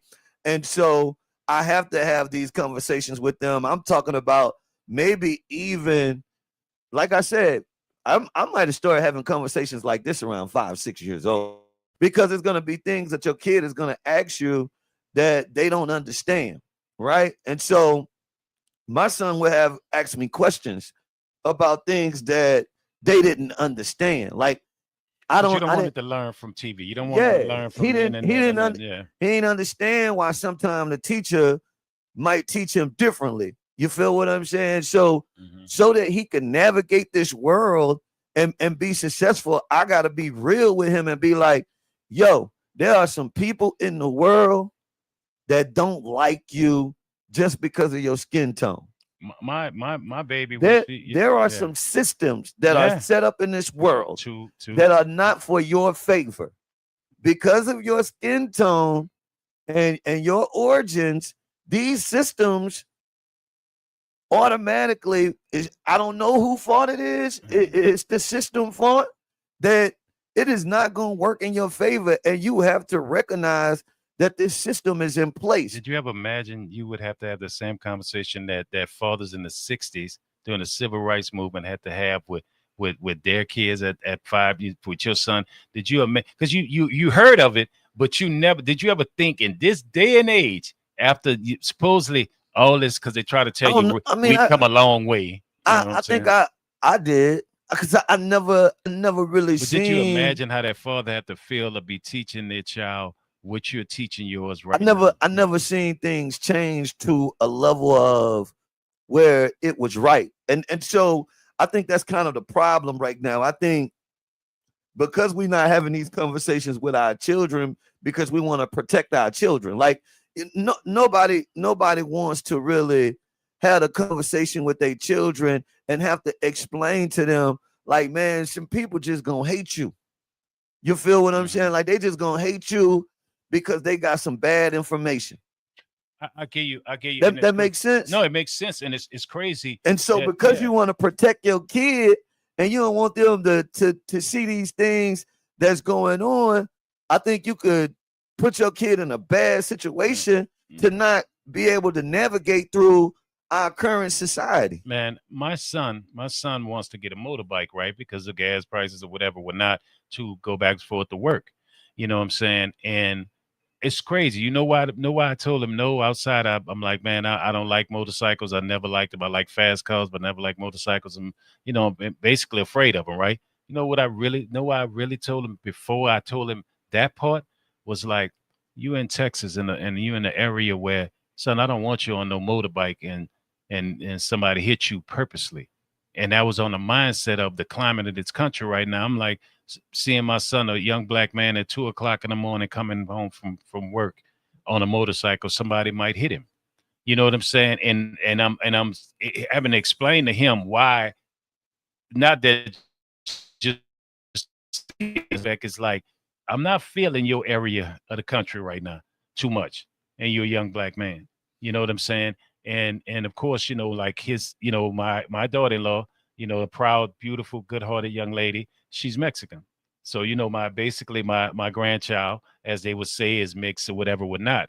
So it's like it's sad that right now I'm teaching my son at this age, like what the climate of this country is right now. I mean, I think I teach my kids to be aware of their Yeah, surroundings, definitely, right? definitely. Let me read one of the comments real quick, man. Shouts out to S. Muhammad. It's not racist, it's racism with evil and violence is another thing. I see nothing wrong with loving your race. I always encourage us to study Latin. The suffix ist believes in fondness of your own heritage, cultural traditions, and community is a normal human experience. So, in that regard, I am a racist. Mm. Uh, well, What's your thoughts on that comment? no, I mean, I've actually heard that, that analogy, and so I'm just at a point right now, man, just being totally honest with you. The temperature and the climate of this country right now, if you don't catch yourself, you're gonna start having anger towards, what I'm saying, to other races because it seems like every race is coming at us right now as black You people. know what's interesting though? It's even if you never worried about it too much. How much do you think your social media intake have an effect on how you personally feel right now at this moment? And I'm asking this for a reason. I've been on like a 7-day cruise. I've Yeah. been traveling a lot. So my internet access was not very good. You know what I'm saying? Very weak. I haven't been on the internet a lot lately. And I'm wondering if I feel differently because I haven't been on the internet.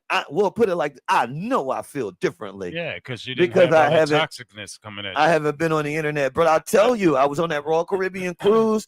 There were so many nationalities on that cruise. Man, I have watched the soccer game with the Hispanic community, the Haiti community, you know what I'm saying? All of these different communities, man. We all in there watching soccer. We all having a good time. We done been to the beach together. We done went to Honduras, the people, and ate with the people in Honduras. You feel what I'm saying? And went to the islands, Coco Bay, and chilled out. And I'm telling you, I was around so many different races of people. I was probably around more different races of people than I was around Black people or African Americans or either just people of color. And I did not get the sense overall that I was unwelcome or unliked. Well, I'm gonna tell you something, and that's very possible, and I could believe you because it's something crazy that people don't understand. You know, when people screaming Civil War, I saw a white man say something that said, before all you white people that are screaming Civil War and very real racist and with all this hate on here, you know, he said it's a lot of us, the white people, that are not gonna join you or don't believe in what you believe in, don't feel the way you feel. And so I think for me, I think social media makes me have the angriness because I hate that it's being seen. I hate that it's being put out there because I know it's purposely with this algorithm being pushed, right? But my outside interactions, you know what I'm saying? Meaning, perfectly example, meaning people that I've come across of different races and how they act and how they're acting right now. I sense something different. I sense something very different. You know what I'm saying? Where the Arab guy in the store that usually might be screaming at the guy that be outside and always begging, and usually you're not screaming at him for whatever reason. You're not screaming at him, not acting up or whatever, whatnot.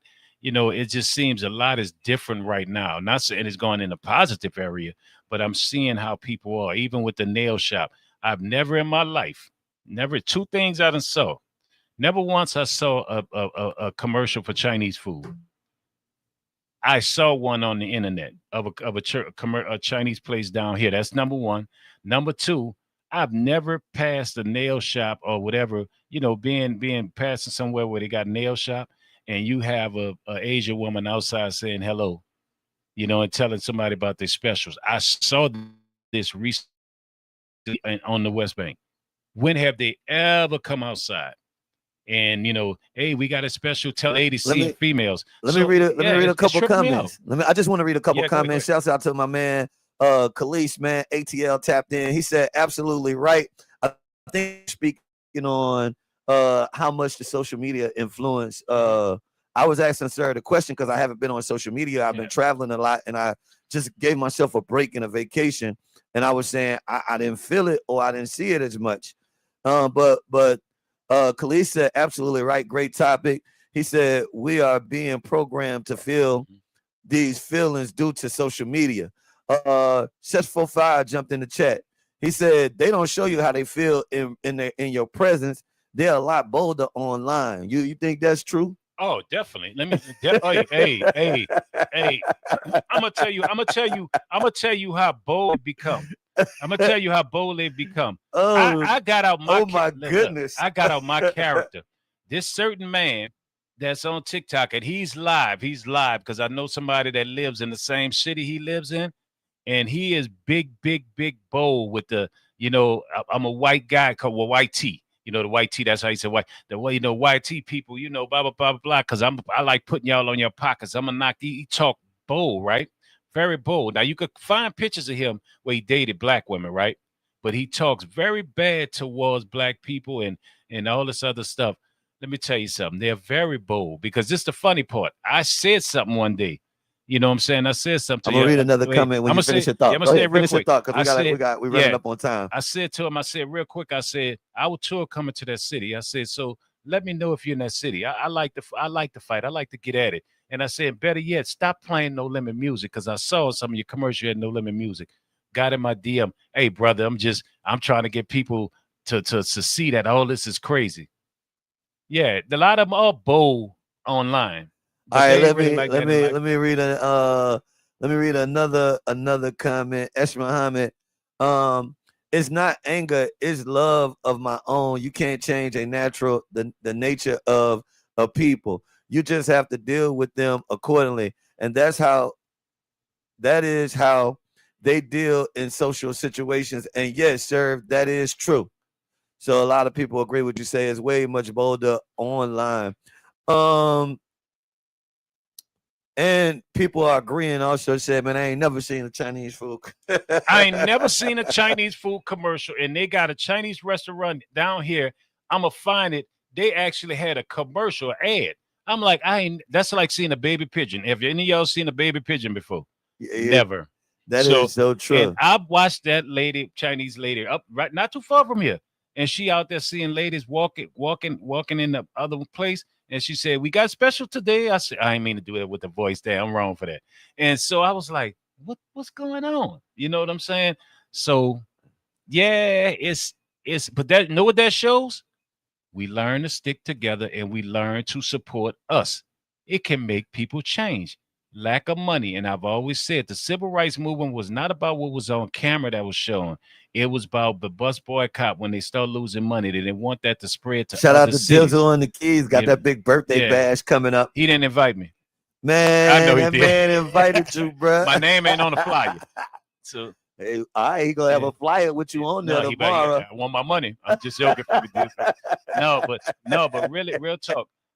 I feel like the civil rights movement, a lot of it was signed up real quick because when they start losing money in the bus boycott, money overrides, green overrides racism.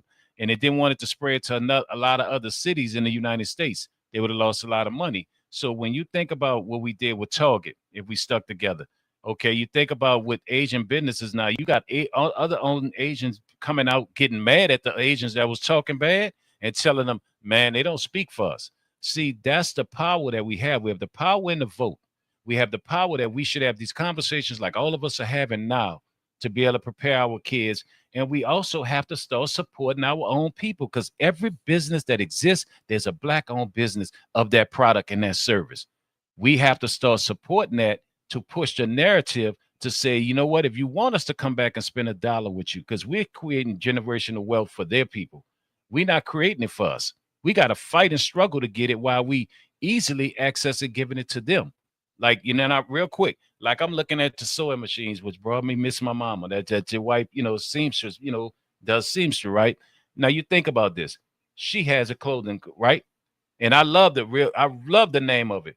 We all should be supporting that. If we're gonna wear a t-shirt, it's hot. If we're gonna wear a t-shirt, Essence Fest, we should all find her t-shirt company, Successful 5 company, and anybody, anything that we got and support. That's why I got a new app coming called Coco Community. Wherever you go in the United States, you can find a Black-owned business. You know what I'm saying? So I do feel like, and I'm sorry, it's no disrespect, we need to start supporting ours. We are a nation inside of a nation that is weak because we're not supporting ourselves and not having these conversations. And we need to quit speaking negatively about each other publicly. Oh, man. I do understand. It's called barbershop talk for a reason. We need to stop that. I understand that we do have to criticize our own sometimes, publicly. And we can't give us a pass every time. But we got to figure out some kind of way to where we do that amongst each other. Like I wish we had something like when you remember when people used to say, yeah, I wish we had something where it was exclusively for us to communicate to us. No, if you someone that we do, it's the Morning Brewe. If you have a name out here, you know, we all should start getting on all these people that I'm a big deal and all this other stuff. If you got a problem with somebody else, if you come out publicly and do that publicly, then we're going to cancel you too. Need to have some rules in it. Just like I said, we don't call white YNs. We boycott now. Don't call nobody no YN. Don't call no youngster no YN. You feel what I'm saying? We have to start calling those people accountable. If you such a big deal and you got, put it like this, you got over 50,000 followers or whatever, whatnot, then you know what? Since followers is the real thing, I got more followers than you. Then guess what? you should be canceled. If you come out and you put out some stuff out like that, then guess what? We no longer dealing with you either. If you decide to, like right now, what Oprah Winfrey doing to Whitney Houston, talking about Whitney Houston right now. Yeah, you know what? We should have canceled it. I'm sick of her and Gail. I'm sick of her and Gail. I'm sick of it. You don't talk about Whitney. Well, then if you're gonna be sick of them, you damn sure gotta be sick of Stephen A. Smith. Oh, I've been sick of him and I've been hoping that his line and catch up with his life. I've been sick of him. He was one of my favorites. Now I don't like what he stand for because he go at black men and young black men all day like he go in at Jaylen Brown, who the NBA is gonna get rid of him real soon. Cause you know what's crazy, and we are overtime. We overtime. But this is just crazy because the other mediums, the white mediums, they don't do that.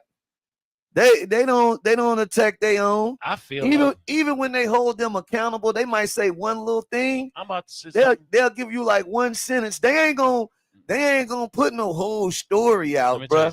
I'm about to say something that I don't care if he get mad, and it hurt my feelings to say that. He act like he a plant, industry plant. Because he goes at look how he go at LeBron. Look how he go at LeBron. When he got that last $100 million contract, no, that was it. Look what he's doing to Jaylen Brown right now for the Celtics. And Jaylen Brown is speaking about independent financial literacy in us as black people, creating, you know what I'm saying, and supporting each other. He spoke out about this recently, and they was upset because he was like, I'm in Boston, which is one of the most racist city in America, whatever, whatnot. And he's speaking about a lot of black initiatives and HBCUs. And all of a sudden, guess who finds a reason to be mad at him? Stephen A. Smith. That's crazy. Yep. So basically, man, you know, I know we got to go, man, and we back, and we miss y'all, man. We back, man, and we happy to be back. And I'm gonna put the video up of Don rock climbing. I just want to let y'all know with his mauve outfit of what is his fuchsia? No, say that was fuchsia. Nah, but man, I'm glad to have my brother back. He deserved it, man, because he's been working so hard. And y'all gonna see the fruits of his labor, man, coming up with us. We about to do some big things, man. And of course, man, y'all catch No Limit Cash Money Tour is definitely coming to a city near you. It's gonna definitely be in New Orleans, September 12th. You know what I'm saying? We'll be in Houston to start it off in September 11th. Definitely, man. Y'all definitely come out and see it, man. The Sets 45, man.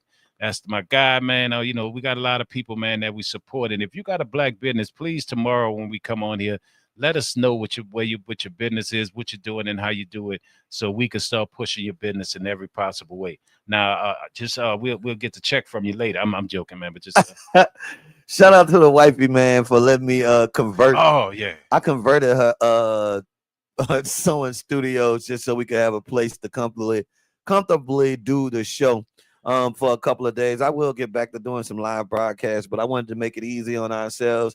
We wanted to get a couple practice shows in. Man, I appreciate this. I have too far to go. We got a big radio contract that's coming up, man, and we'll keep you updated on our next radio contract. I'm changing real soon. Real soon we'll be able to make the announcement. I'm still not making the announcement until the ink dry. I'm trying to get the ink to dry right quick. Just know, y'all could get in touch with me now, but once he dropped that contract, y'all not gonna be able to get in touch with me.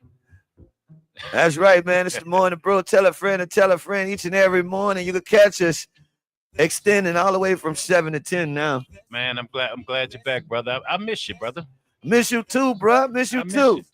Shout out to my girl too, because she said we got to take a bus ride soon. I ain't going to no Little Rock. She want people to go to Little Rock. She want us to go to Little Rock. Let's go, man. Gas the bus up. That's a good idea. We got to get Tuka, sit down with and talk with her. What you know about this right here? What you know about this right here? Hold up, boy. Let me tell you. Get it home. All right, man. We'll catch y'all on the flip side. It's the Morning Brewe. Tell a friend and tell a friend. Keep us locked. Let's go.